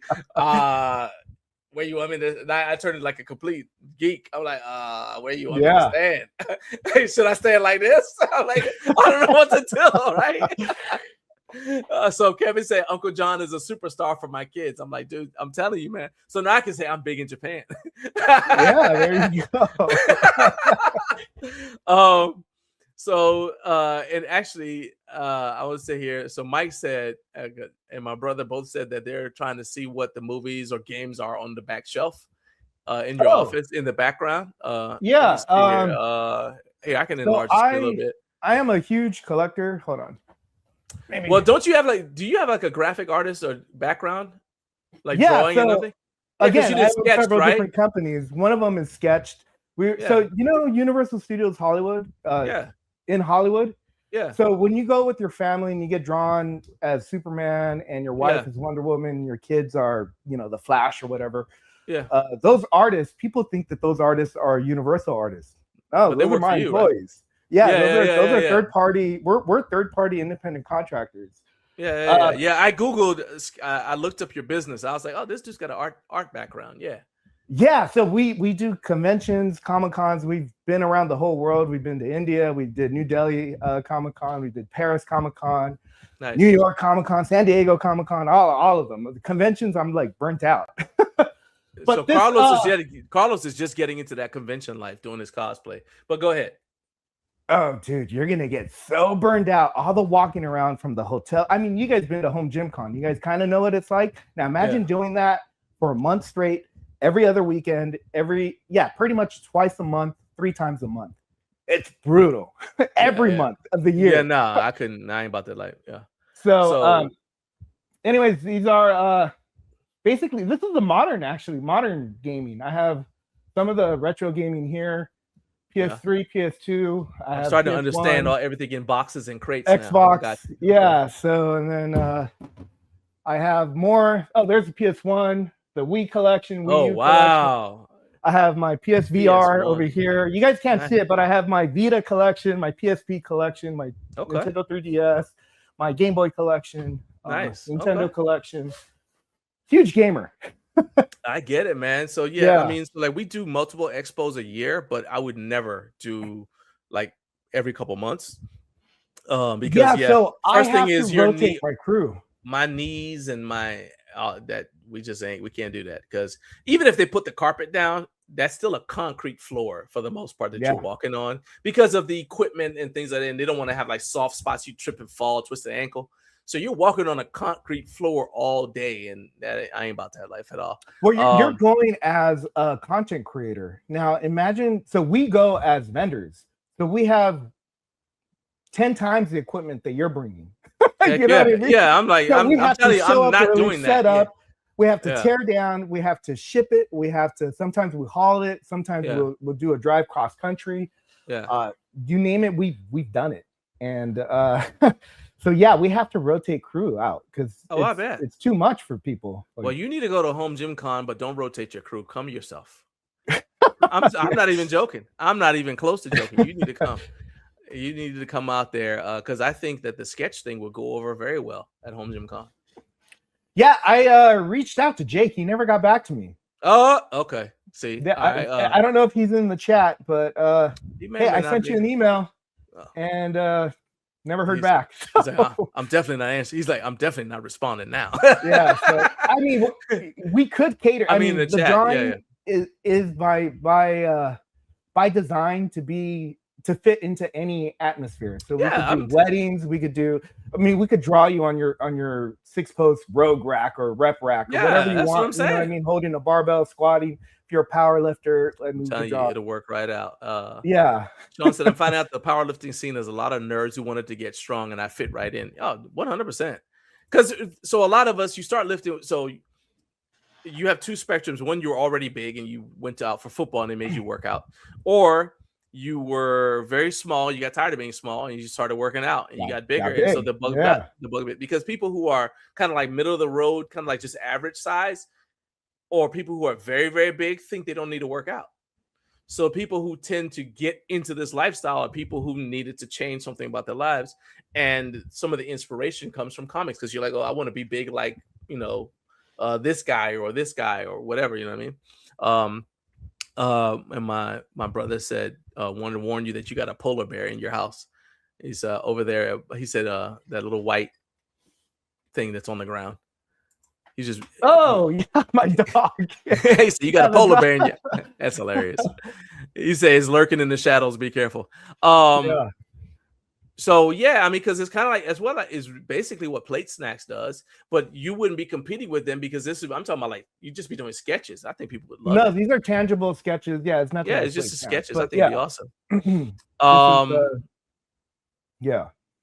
He said. So Kevin said, Angel, since you're a gamer, if home gym equipment is our Pokemon starters, what are your starters? Like gym equipment. I mean, I'm a basic kind of guy. I got to have dumbbells, a bench, and a barbell. Free weights. I mean, I don't have the Votra. I don't have the money to put down on a Votra. So digital resistance is so far away from me right now. It's not even a thought for me. So I used to wrestle, and I used to be in football and all that in high school. I was really good, but when I went to nationals, I found out I was too small. You know, you're the biggest fish in your region until you actually go into the big pool, and then you find out you're not a big fish at all. So and then also too is like they just want you to cut weight, but you're like, yeah, well, I get there, and it's like this guy's cutting weight, but he's also bigger still, you know. So So, and age, and also the age varies because it's if you're wrestling in high school, it's not like an age limit. It's, you know, I mean, depending on if you're JV or varsity, you could be wrestling basically a grown man and you're like 16, you know what I mean? Pretty much, so I gave up on that, and then but I kept on with the free weights, and you know, that's my starter pack, so to speak. Yeah, Jared says also you start working out if your height starts with a 5. I mean, yeah, I guess. And Sean said, but Jared, you're 5 feet tall with a 6 foot wide back, which is also a fact. This is a Vultra free zone. So I echo what Kevin said. He said, if aliens come and do an EMG strike, you won't be able to use the Vultra anyway. I'm just saying. Like, that's one of the things we talked about. You can't, if you're on a deserted island and the Vultra washes up, it's still worthless to you. All right. You can use it to kill food, I guess. And that's about it. And my brother said, I believe the best thing about a home gym is making stuff work for you with a low budget. He's like he likes to like, he's one of those like DIY, like to rig stuff up. And I'm like completely, I'm so far from the DIY thing. If it takes me more than 10 minutes to make it, I'm not interested in the DIY. Whereas I know you guys like to do all this. I want to tinker and figure it out. I'm like, man, I don't have the patience for all that. But that's why our community has, space for everything. Yeah. Now I warned you, we might not even get through all the questions I sent you. So, but these are when the shows are the best, because it's like, we're talking about what people want to talk about. Yeah, I love it. So to go back to what it says, like when you were telling us, so that's part of our mission now. Part of our mission statement is to help athletes who train at home succeed with their goals, right? And so to me, helping you build your YouTube channel by me saying something about it is part of my mission statement. Okay. Yeah. So when you said that about us, it was huge because it let us know, hey, we're still on the right track. We're doing the right thing. So for you guys, views and subscriber growth aside, what are some markers or metrics that let you and Sandra know, hey, we're going the right direction with our channel? So if you look back at the channel at the earlier post, you will see no AI, none whatsoever. Okay. No AI whatsoever, from the thumbnails to the little graphics that we do or whatever, to the audio. We do a lot of audio as well. That's big. Right. And no one's doing audio, and I don't know what. So I'm also into music, obviously. I have you guys don't see it, but I have a turntable. I don't know if you guys can see this here. My turntable. Okay. I have a huge vinyl collection. By the way, if any fitness companies are watching, you guys are killing me. Vinyls have been making picture discs for forever, like splatter disc, everything. You could literally do the same thing with weight plates. RipFit teased a translucent weight plate, 2025 or something like that. And I thought they were actually going to come out with it, and they didn't. But all these companies could do so many different variations, just like the record companies have with the vinyl records. That's nowhere here or there. But anyways, audio. So we started incorporating AI audio into it. And the brands love it because the AI audio, I'll tweak the lyrics to make it RipFit friendly. And you could just do that through YouTube, because the YouTube Creator Studio lets you do it too. I haven't tried it. I don't know. Yeah, it has a thing. You can go into the Creator Studio library, and it has like you put your prompt in, and it'll create something. Now, what your end result is going to be varies. And again, remember in the patience thing, like with the DIY, no. But go ahead. So that's one of the things that it takes a lot. It's a lot of work just for the audio alone. It's brutal, and I don't have the time. That's the problem. And the editing, the video, again, that alone, not coming from an editing background, having to learn it from scratch, that's another hill to climb. It definitely is. I'm like, that's the main reason. I'm like, okay, if you get to the, you become monetized or whatever, and I don't mean monetized like it's possible to make money. I mean like when you're actually making money off of it. When you're making money, yeah. That is the first thing I said I wanted to do. Turn editing over to someone who can see who is easy to communicate with, because that's the problem. Like we could pay an editor now, but it would end up being so difficult because there'd be so much back and forth, because I can't just send you a shot list. I have to let you make sure you understand the vision and what the story I'm trying to tell with the video, right? It's rough. So what you kind of already mentioned the skills like with the music and stuff that you're able to bring to that. I think one thing that is valuable for you as a serial entrepreneur is the fact that you're willing to jump into something and say, I'll figure it out. Like you have the confidence to say, I don't know anything about this. Let's do it. Let's see what happens. Whereas I think the way I see it is people back is like, they're like, oh, well, I'm afraid of doing it wrong. Yeah. And so they don't even try. You know what I'm saying? People are very timid. The way I see it is it's there for you. Just go reach out and take it. It's already yours. Because ultimately, what's the worst that can happen? And I'll also say that having a small following is a gift, because if you're going to screw up something, don't make it sound bad, but ain't nobody going to see it. Right? Yeah, exactly. And you can just delete it later, like you get better at it. Go back and, if you really, I don't do this a lot, but if you're like, hey man, this is just going to vanish off into the ether. Nobody will ever know this happened, if you really hate it that much. I actually have a ton of video game videos that are set on private on the main channel just because it did not work out. Yeah, those gaming videos did not work out. Carlos said it's a gaming channel. Yeah, well, not anymore. Not anymore, yeah. Carlos said my vinyl collection is small but growing, and my brother does also have a DJ setup as well. Hey, Donnie, this from Addicts Club. Don said, good morning. What's up, Donnie? We were talking about your pizza adventure in Louisville a little bit earlier, and how you ended up like bumming a slice of pizza off of me. And I was like, you could just keep that bad pizza over there. I don't know. So you pronounced it correctly. What? Louisville. Addicts? Oh, Louisville? I mean, so when I'm in Georgia. I'm in Georgia. Oh, okay. So when I first went to Louisville, I went over there. Yeah, not knowing not a damn thing. Okay, me and Sandra are over there. We're at a restaurant. We're in Louisville. Like, where's that? We're like, hey, what is there to do in Louisville? We got corrected. We don't know. Right there on the spot. They're like, I don't know. When you get there, fine, let me know, because you're right here. You're in Louisville. Yeah. So I'm every time I hear someone pronounce it correctly.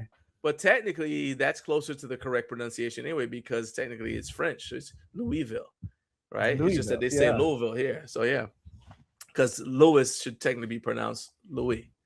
Let's talk about the battle of the ums. I'm not letting you get out of here without that. God. I think every content creator struggles with this, right? Matt Vincent from Hate Brand and whatever, he even named his podcast the So podcast, because he says so much. He just said, you know what, I'm gonna lean into it and call it that. And I was like, that's perfect, right? What were some things that you did to get comfortable on camera? Because I want this to kind of be like a teaching tool for other people who are trying to kind of emulate your success a little bit. Yeah, so if you guys are trying to grow your channel, be yourself. Embrace your ums, embrace your embrace your so's, your buts, all of it. Just embrace it. I started out, I was editing every single one out. And Sandra, she's like, why are you doing that? That's not you. And in real life, you're always saying And I don't know how she does it, because people around me, even my employees, none of them say So I don't know how they get it, but they also don't have a camera on them as well. So that kind of tense pressure gets on you, and you kind of like you're a deer in headlights. But so I just decided, you know what, screw it. I'm gonna listen to her. I'm gonna do it. I'm gonna leave it in there, and I became more me. I became more natural. If you look at some of the earlier videos, that you could see how timid I am in the video, and I don't take them down because it's a reminder to myself. It's growth. That's exactly what it is. So But I mean, as a tip for you guys that want to start a channel, be yourself. Don't try to be somebody you're not. And that's what I was doing at the beginning, and it did not work. It did not Because you work at see all. like your favorite creator, you're like, oh, I'll be like that, and it doesn't work. First of all, you don't have their background and resources, Right? And they may, and if you see their, I'll say this also, when we try to copy people, we tend to copy where they are now, without the muscle memory they've built up over the years of that got them to where they are now. And that's why it doesn't work, because we don't have the built-in the scar tissue that they do from whatever they've been Scar through, right? tissue, I like that. It's like, yeah, so it's like you have to kind of like walk this road. You got to earn the ability to be like that. So if you just try to be like just come with it. So we have there are other people who are, I encourage other people to do like the live format, right? I didn't invent the live format. I got it from the NFL content creators. The NFL content creators who make a living off of super chats, because they go live and they just interact. Wow. And they have, their volume of conversation in the live chat is so big that if you want to, they can't possibly read every comment. So the way that they have to do it is you have to super chat, right? And there are ways that we could do it on here. Like you could do like the super chat goals, say, hey, if we get to this goal, we'll do this thing or whatever, right? I just haven't done it because I wanted to be accessible. But the point is, I came up with the idea for the live format from watching that, because I'll turn those on even on replay and just have them on like just in the background, right? And so when people in the home gym space say, oh, well, I'll do a live show, it doesn't bother me that they're doing it. It just tells the only thing that happens is then I change some of the things I'm doing, because I don't like being like everybody else. Even if I started it, like I was talking to somebody, to Sean last night, and he mentioned something about home gym tours, and I was like, yeah, I remember when we started that back in like 2017. We were the first ones to do it, right? So I got like a playlist of like 78 home gym tours on the channel, but because we don't do them really anymore, because other people started doing them, people don't really associate us with that anyway. But my point is, it's like you have to stick to what makes your channel, and what people are coming to your channel to see, not necessarily what you think they're coming to see and what they expect from, okay, I'm a home gym channel, so that means I got to do reviews. Because then why would they come? Why are they going to come watch your very awkward and uncomfortable looking review on a consistent basis when they can watch this guy do a polished review of the same product over here, with higher production, higher everything. Yeah. So it's like, I'm like, just lean into what, and that's what I love about what you do with your channel, is like you lean into what makes you. And I think the and all that, even the fact that you made a video, like a sizzle reel of your is on, which is on Instagram. I'll link that in the video description. That just is entertaining, because it's part of your real authentic story. We're gonna do this. We may go just a little bit over, if that's okay. Yeah, I mean, yeah, I'm gonna be up. I'm not going to. We're not gonna go much over, but all right. So I knew when you picked this slot, I said, oh, that's perfect. And I didn't schedule anybody for the next slot because I said we may end up going over. So that's perfect. So let's cause a little trouble. Okay. Matt, pay attention, Matt Baliano. God, I have to out him. Oh my God. So I know it's a little like asking you to pick your favorite friend, but talk to me about Makolo versus Ritfit, because in most people's minds, they're in the same tier. Yeah. And I would agree with that. I actually think that Ritfit is a little bit ahead of Makolo as far as tier goes. But they're kind of like, in most people's heads, they're kind of like Honda and Toyota, right? Yeah, good. Yeah. But for you and Sandra, how do you decide, now that you have access to, different resources? He did the three. He says he put the ... like I'm waiting, right? How, in your mind, how do you decide whether a Makolo or a Ritfit piece is right for your home gym? Okay, well, I want to start off by saying, Matt, Tom, I love you guys. You guys are awesome. You guys are my friends. But we have other Everything friends, says after but. It's disrespectful. I'm just kidding. Here's the thing. As far as like the power rack goes, the M1 is Ritfit's bestseller. That thing has sold bajillions across, and they did an awesome job marketing, and the way they shift their marketing to focus on women, genius, perfect. I mean that without was upselling the women either.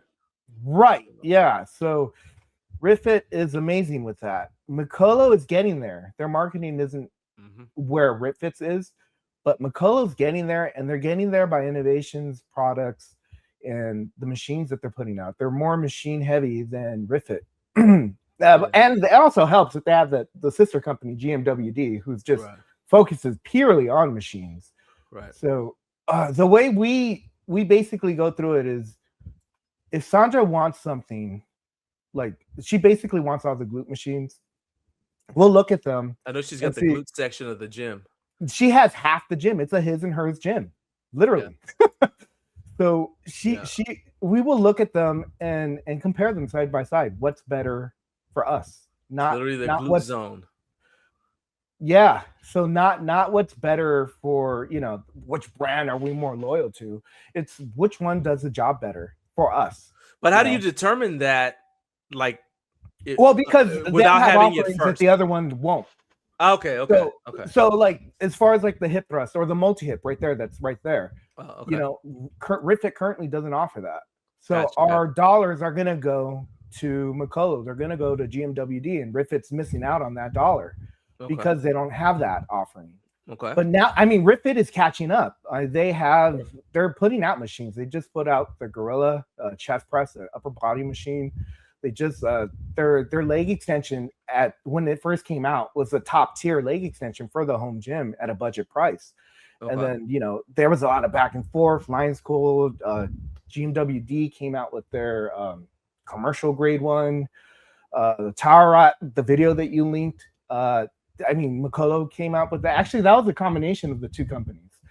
But so Rifit kind of took a backseat to that. But now they have the Mustang coming out, and that. So it's just a lot of back and forth, and we don't play favorites. We just play what's going to work best for us. So, and I encourage everybody to look at that. You don't always have to get Rep. You don't always have to get Rogue. Get what fits your budget. Even if that's Facebook Marketplace and getting a commercial piece. 100%. That's what we did for a lot of our back pieces. So, but I agree 100%. I think, like, to kind of echo what you're saying about Mikolo catching up, I feel like some of the detail I found with Rifit is better. So like I like the detail on the Rifit 3-section adjustable bench on the Gator, the Rifit, because I did a video series where I compared the Gator and the the Bassett. The Bastet and the Gator. And then I started with the original one that started the whole thing with the Infinity bench. But specifically speaking about Rifit versus Mikolo, I found that we had a choice of which one to keep, and we kept the Gator because, to me, it just did a better job of doing what I wanted it to do in terms of like little design touches. So that made it to me more user friendly. But I brought it up because Tom and Matt visited your house, right? And they did the tour, and I'm sure they saw the products from the other brands you own. And the way I feel that I know them, I think I would have assumed that they use that as an opportunity to ask the same question I just asked you. Like, hey, well, what is it that, like, how could we have earned your business here? Or what is it we could do better? Obviously, they probably didn't ask you that on camera, but it's like, okay, oh, you like that? That's kind of cool or whatever. So what was that dialogue like? Because I don't want you to ruin anything that stops people from watching the video. So give us some of the behind the scenes, like the conversations that they were able to then say, oh, let's take this back and make our company even better. How'd that go? So it was a lot of fun having them here. They, I don't think they were prepared to see exactly how much equipment I actually have. And they didn't weren't ready for 2 gyms. Yeah, they didn't. Well, they didn't even see the 3rd gym. I had to go to. I had to go to work. I have 3 gyms. They didn't even get to see the 3rd because I had to go to work. I had to split, so we had to cut it off short. Okay, we were there for maybe 2 hours or something. But the 2 hours, it felt like 5 minutes, dude. It went by so quick. And no, yeah. So they were testing out range of motion. They were testing out literally everything, asking me questions. How do I like this? How do I like that? They were asking themselves questions. I got to see a That's side. what I'm saying. Yeah. As a customer, I got to see a side of the behind the scenes. And Matt used to be like me. He was just some dude that was, He but said now the protein he's in the station was circle. awesome. But he actually, I forgot if it was Matt or Matt. Maybe you can remind me if it was you or Tom that said, "Oh, this is my first time on a McCullough rack," and I wish I had a picture of them on that McCullough rack. Yeah, you'll never get. Yeah, that'd be like a Coke. So I had a buddy, Boo. You might remember that. Remember when Mike Creek worked for Pepsi, and it's hilarious. So Naomi has this thing where she said, like, everywhere I go, and this is before the channel. She said I would go places and people would just know me, right? And I'm like, what are you talking about? Because I'd run into like people from that I knew. Okay, so let's back up. So I used to compete in kickboxing. So that meant we traveled around, and you travel around, you fight in different places so people see you. All right. I was in the Marine Corps, so a lot of the we might be driving somewhere and run into like somebody who's a police officer in the state we're in or whatever that I knew from the Marine Corps. But we're at this random gas station, and the pizza delivery guy, not pizza, the Pepsi delivery guy comes up and sees me, and he's like, literally, this is a random gas station in Georgia, and he sees me and just runs in North Georgia, and he runs over and hugs me, and she's like, what is going on here? and it was Mike Creek, Boo. So it was a friend of us, a friend of ours, who we had known actually back when I used to be a bouncer in clubs in Chattanooga too. That's how I paid for my training fee for the kickboxing, because I was a bouncer, right? So anyway, but I think one of how he relates is he said one of the things you could never do as a Pepsi employee is be seen even holding a Coke product. Oh. He said you'd get fired immediately because somebody would, and this is before the internet had cameras everywhere, but he's like, somebody take a picture of you and somehow somehow Coke will get it, and that would turn into a billboard. Look, even the Pepsi guys know the truth, or something like that, right? So I can't imagine them allowing you to take a picture of them on a yeah. No, that ain't happening. It's ingrained in my brain, and I will always have it till forever every time I see them. But I have them on McCullough machines. Tom, you know what, dude? Okay, so I hadn't seen Matt in a good bit. Okay. And as you know, he's short, right? I'm not, dissing you or anything, Matt. I love you, but he got jacked. He's buff. Yeah, Matt got. So you hadn't seen him since the Rit showroom, right? And he was not that he was scrawny or anything like that, but he was a bit on the pudgier side. No, he said you could draw. He said you could sketch. I'll sketch it out, yeah. But oh god. So no, he got himself his training in order, his mindset in order, and he looked good. He looked really good. And Tom is Tom. He looked the same, but Tom's legs are like little chicken legs. He can't. Poor Tom catching strays. Yeah. But so because you have your home gym, you already have all your weights set up on it to your preference, Yeah. And I think, I think I'm pretty okay. I'm not weak or anything. I think I'm strong enough, And Matt was just lifting it like it was nothing. I'm like, what the hell? And then Tom would get on the same exact machine with my weight. These are my weights on there. What I lift, my working set. Taking it personally. And Tom couldn't, a lot of got some emotional scarring here. What's going on? But some of them he couldn't do it, like the pendulum squat. We were on the GMWD pendulum squat, and Tom didn't even get to try it. Yeah, and we didn't have time to unload the weights and do all of this and test it out. But Matt went on there and was just like, bam, he got it deep. I was like, whoa. Awesome. Yeah. I mean, I think that's phenomenal because here's the thing. So at Home Gym Con, and this is slightly different from HFA, but at Home Gym Con, I'm thinking about the layout. I want to, and you guys remind me, correct me if I'm wrong, but McCullough had set up so that they weren't super close to RitFit, which was a good choice because the RitFit booth blew the McCullough booth out of the water, just being honest. And I would say that both of those booths blew the Major Fitness booth out of the water, which is the third member of this little triumvirate. But I would say, first of all, I take Major Fitness out of it because they're not really focusing on the home gym community anymore. But the McCullough booth just wasn't. It seemed like it wasn't finished, for various reasons, right?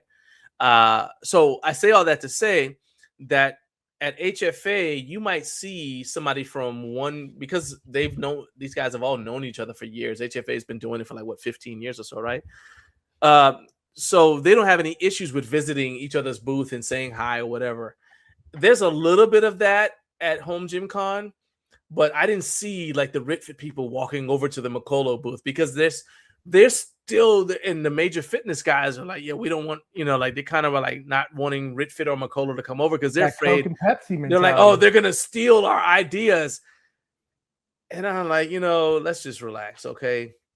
The reality is, at a certain point, it's a leg press, okay? It's a leg press. It's a leg press. But I'm all for people keeping their IP. But I was just like, if it's in this room, you kind of need to say, all right, I'm okay with people seeing it. I'm unveiling this as a prototype, and I'm going to take the comments and whatever and go back and refine it. So what you're going to see when we bring it to market isn't going to be the same thing anyway. So you're stealing what we used to do, which is kind of how I feel about my show. We're back to that. I'm like, hey, if you copy this, it's like you're stealing what I used to do, which is fine. But I would say that there's a little bit more freedom if they go to your house, because apparently that's like Home Gym Con West. They can just go to your house and just try out everything right there. 3 gyms. It's humble Jake, brag. are you hearing? Jake, I hope you heard that. Hey, let me Home Gym Con West. Let me see if it's oh Lord, now we got to. Okay, I didn't mean to do that. 2 in 1 year. That's what we need. Didn't mean to do that. I did not mean to do that. I'm gonna text Jake right now and say, you need to check. Maybe in Vegas. If you don't want to do Los Angeles, maybe Vegas or San Diego or something. So Vegas, first of all, I'm going to go on record and saying I hope I never have to go to Vegas again, although I know I will have to for HFA. I hate Vegas with a passion. I hate that place. And there's a bunch of reasons. Because I just said it so there's several reasons, but the most basic one is if I'm in Vegas for more than 3 days, my nose gets stopped up because of the dust. Oh, because you know how they have the dust. Yeah. They have the dust advisory. It's bad when you're watching the weather report, and I'm like, what? Why do you even have? So when I saw the weather report come on, I was like, that dude is stealing money. That's somebody's cousin or son. What do you mean weather report? Why do they have a weatherman in Vegas, right? Seriously, think about it. You don't get up there, hey, it's hot. Just like it was yesterday. All right, then bye. I'm like, what are you going to tell? I'm like, what are you going to tell them, right? But they had the wind and dust advisory as part of the weather report. Yeah. I said, oh, shoot, okay. And I was like, okay, how bad can it be? Bad. Yeah. I get so stopped up. By day 2, it's starting to be a struggle. So my brother competed at Strongman Nationals. It was America's Strongest Masters for Strongman Corporation in Vegas, and we were there, I think, 3 days. And by the third day, by day 2, I was starting to struggle. So yeah, I'm completely down with not going to Vegas at all, ever, for any reason. Ever. Let's see. Okay, Matt said he did go by the McCullough booth, but he went to see Vern. Hey, that makes sense. I love Vern. That's why I went there. I went by there because of Vern. So heck yeah. You and Vern actually both, when we were over there standing at the booth, you both told me, and I was telling you guys my struggling with editing, and I think it was Vern. He's like, listen, they're not there to see your edits. They're there to see you.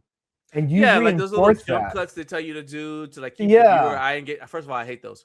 But it's like, you're just be I think people like it more. Jim Crafter's doing this a little bit more with his podcast, where you just talk and just relax, like we're doing now. Yeah, we jumped up to 11,000 plus viewers because we're just relaxed, right? And I think that it's that's a much better way than trying to pretend that you're Yes, you're not polar bears, but also tigers. He's one of the cameo that we Hey, have nothing in wrong the with that. channel. There's nothing wrong with that. So Destroys now everything. this officially just became a cat video on YouTube, which is okay. But I'm saying it's like, you don't try to be pretentious. You know what I mean? I'm Right. all in favor of being professional, but you don't have to be pretentious. Yeah. All right, man. No, Vern, we love you. Shout out to Oh Osama yeah, shout out to Fitness. Vern. I love what he's doing too, where he's doing the thing with where he's interviewing older people and talking about how they're staying healthy and all. That's Yeah. highly underrated series. Y'all need to go check that out. Shout out to Usawa Fitness. Only a couple more from me. If you could go back to 2020, let's say you go back to 5 minutes after I wouldn't. the moment when you found out that all of your business had been labeled non-essential. So your family's income is basically nothing. Nothing. What would you tell that version of Angel Seth Lopez? Oh God, it was hard. A lot of crying, a lot of struggles. We had our daughter was born that year. Yeah. And when we got home from the hospital, COVID had just taken full effect. As a man, you kind of hold yourself up to a certain standard, and you have to be a provider and not. I had to lay off my entire staff. So I'm a small business. I don't have the ability to keep them on payroll.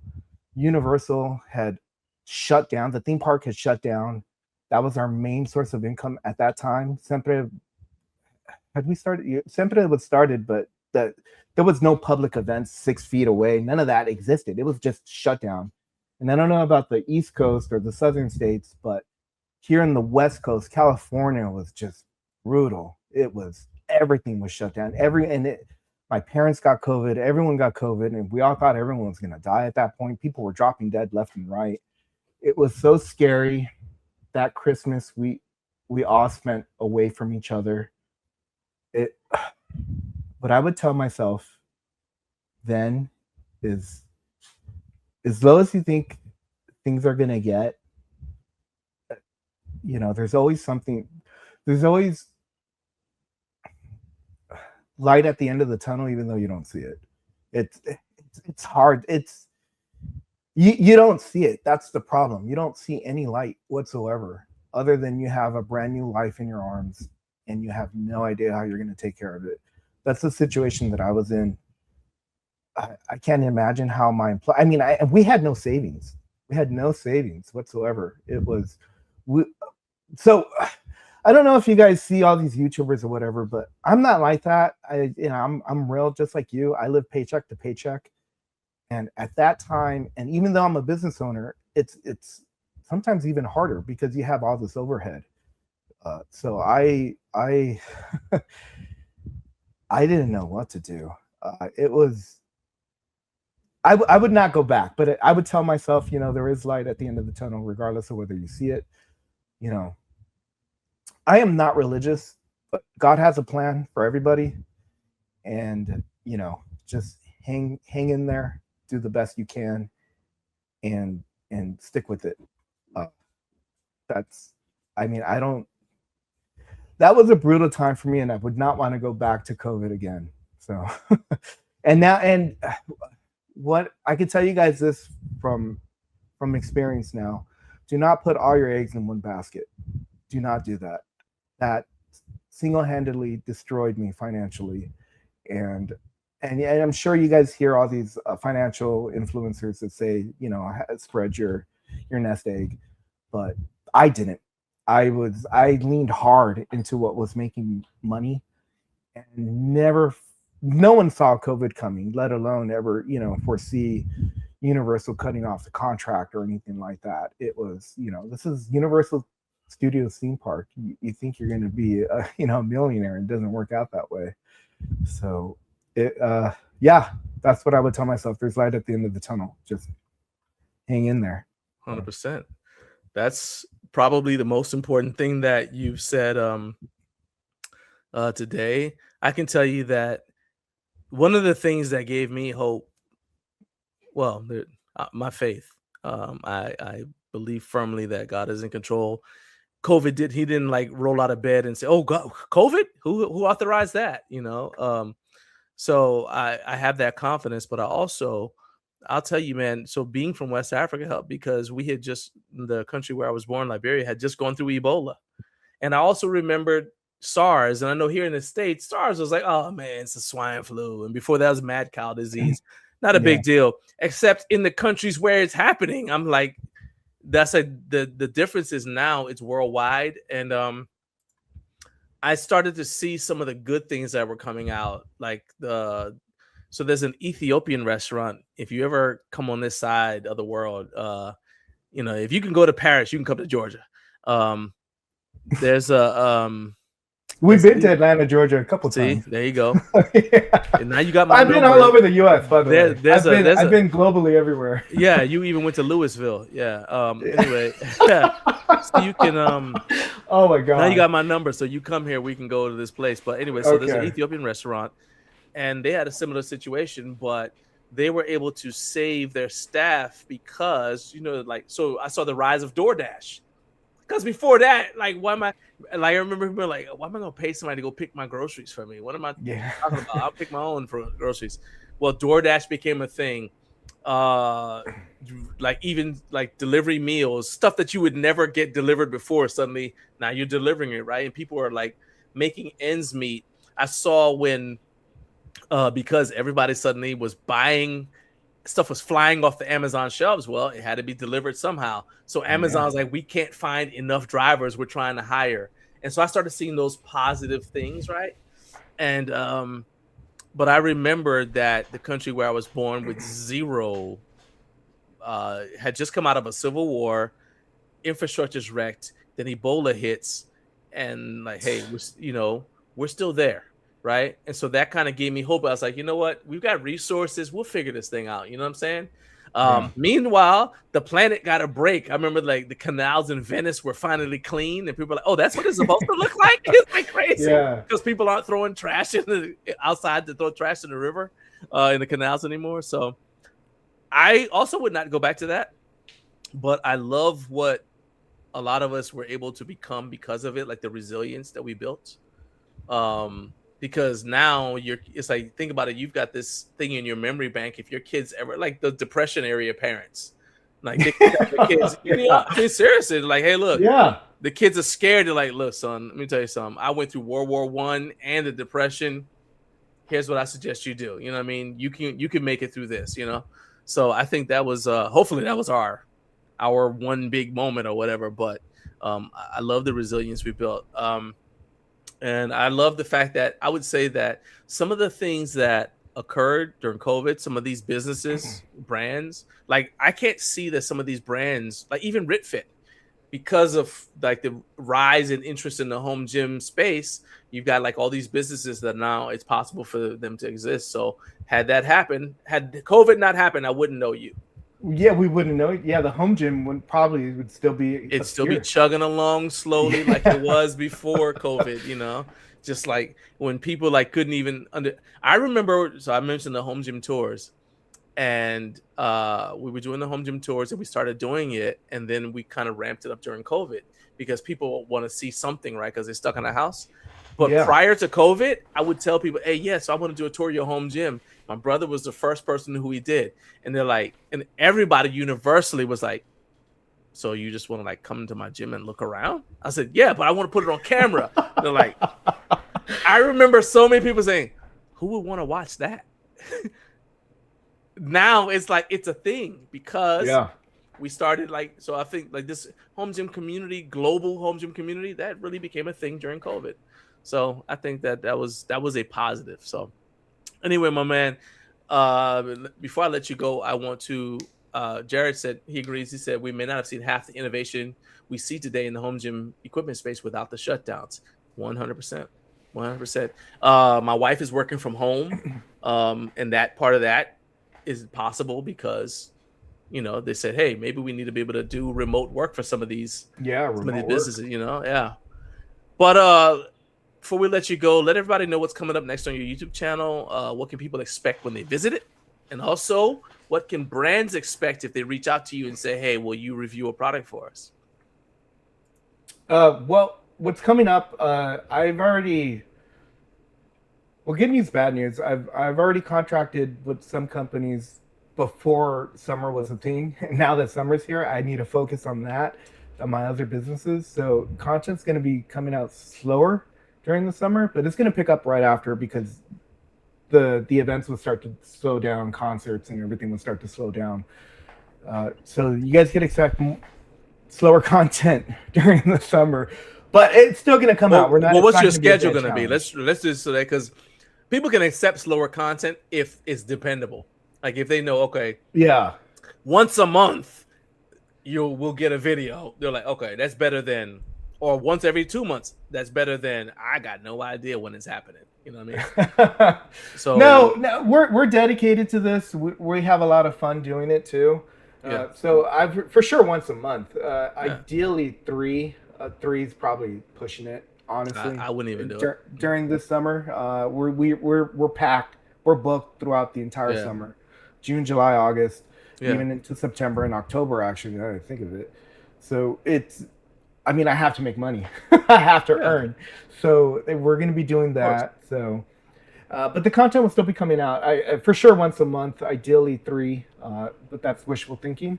Sure. As far as like brands, I'm already booked up until October, November. Yeah. So if you intend to reach out, I hope you don't have a. That's product. actually good because a lot of them want product launches like. When it launched, they want the content when it launches, and if they're launching during the summer or Home Gym Con, they want to release something at Home Gym Con. It's not going to happen for me. Right, but here's the thing: the fact that you said October, November positions you perfectly for Black Friday and for Christmas. Yeah. So you can say, hey, if you got something, this is when it's gonna. And I'll say this too, like working with any brands, and Matt actually can chime in if he wants to, but they prefer if you let them know. It's just like with the thing with your audience. If you say, hey, okay, this is my schedule. I can do this by this time. They then can make the choice. Okay, well, maybe you're not right for this project. But if you just told me I'm going to have time in October, I'm going to write it down because I'm going to need somebody to help us get our holiday shopping stuff out. Like it seems like the Christmas holiday shopping season starts earlier and earlier every year. But that positions you perfectly for that. And then that gives you consistent content. Like when I'm saying like don't even do the 3 is because that's like a variation of something that is like I believe in batching. You know what that is? Yeah. So I like batching as much as I can. So we might do 3 videos on a weekend, which is brutal, but they're not gonna get released all in the same week. Right. It's like now I got it and actually right now I've got 5 videos that I could just release right now because we batched them. And so it's like, okay, I'm spreading them out. You know what I mean? Like I got stuff for next month already set up. It's like, okay, it's going to just put it right there because there are times when life just lifes. So like when I got time, things just happen too. Yeah. Oh, heck yeah. So I'm like, yeah. What kind of content can we expect? Let's try that. Well, as far as the brands are concerned, those are going to be straight reviews. Some fun reels. We'll have some fun. I'll probably, have Sandra in there in the mix. My daughter, Alyssa, she likes jumping in there. We don't have anything like scripted, so to speak. Sure. So we kind of go on based off what happens. But also we don't want to just focus on reviews. That's one of the things you're not going to find like. Thank you, Jesus. So if you go to a lot of home gym channels, most of it's reviews. And I'm not trying to be a QVC channel. Thank you. I mean, I'll have that in there, but it's not going to be like spec heavy. There's people that do that better, way better than I ever could. So, but it's get you a new follower, though. I mean, that sounds bad. I don't mean to talk No, it is not. Anybody. No, not to me, dude. If you watch, the show comes on pretty early in the morning for you. But if you watch the show, I've been saying for the past year that you cannot. I even made a video. I even had a clip where I said reviews are not going to save you because if you catch yourself, this is something I know. So we got a bunch of content creators who watch this. Think about the last review you watched, right? There's a point at which you stop watching the review and you start looking at your phone, right? Because you've just got it on now. Well, they lost your interest. You're not engaged anymore. So you kept watching it because you probably know the content creator. But what about people who don't know you, right? And they literally turn it on, right? Okay, that's the audience you're just gonna gonna lose. swipe.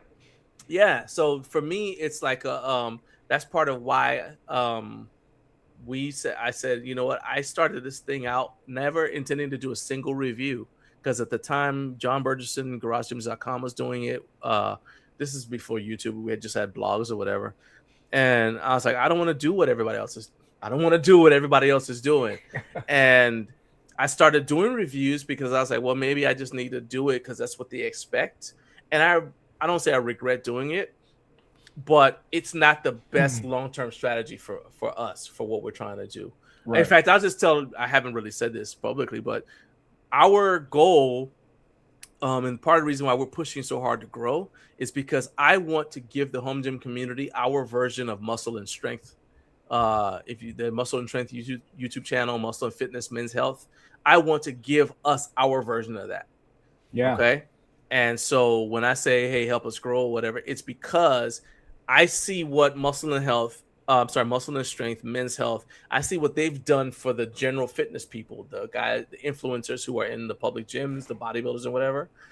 We don't have anybody doing that for our community. And that's what Garage Gym Life is supposed to be doing, right? So that's why I'm like, let's get to 1 million, let's get to 5 million, because I want to give a bigger platform for people like you to be able to just come on and say, hey, this is like, every bit of what we've done was worth it to hear what you said about to kind of unpack your story about how you came out of COVID.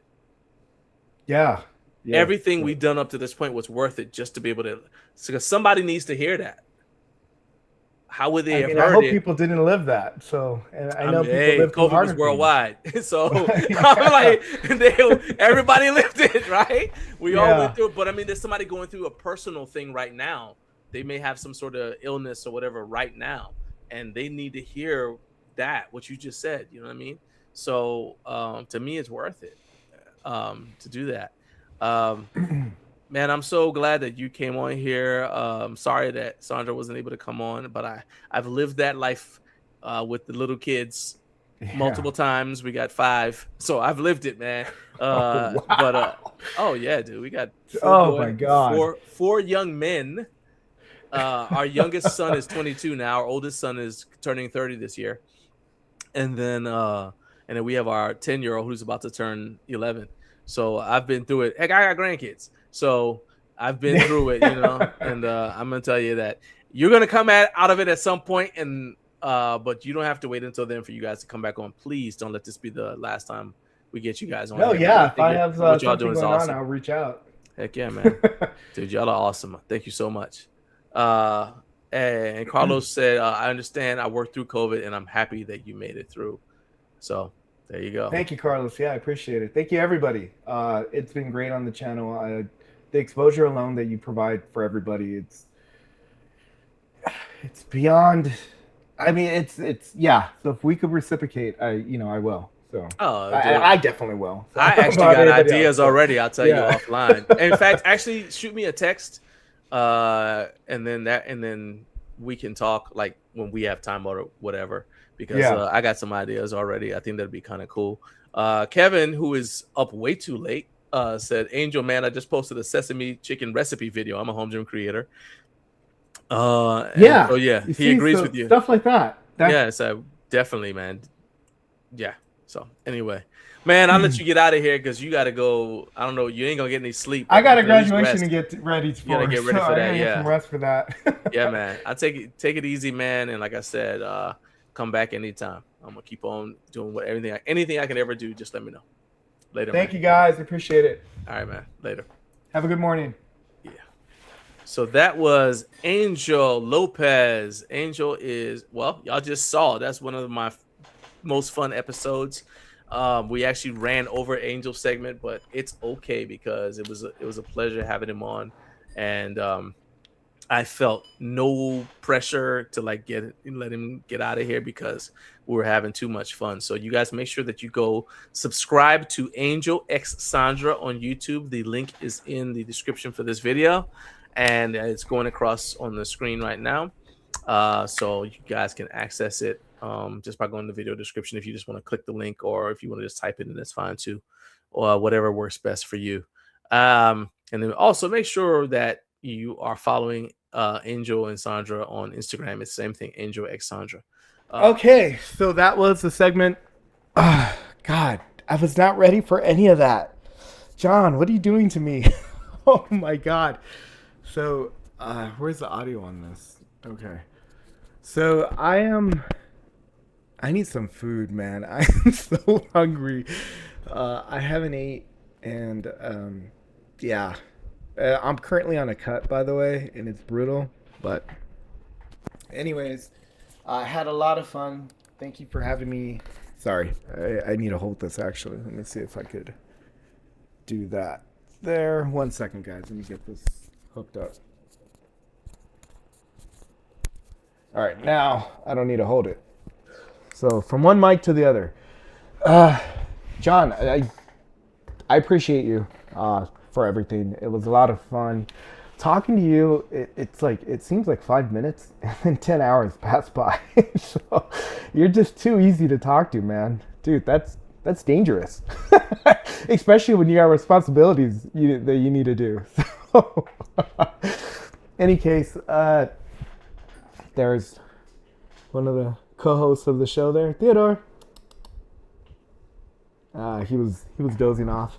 And there is the polar bear, Aya. Anyways, thank you for having me and my pets on. One of these mornings when, maybe I'll watch the baby and Sandra could come on and you can interview her and she'll give you her take on the channel and everything that we've gone through. She'll probably tell you how we met and everything. So, in any case, all right, guys, we're going to call it here. Have a great morning. Enjoy your day and go get some more coffee. Lift heavy, keep it real.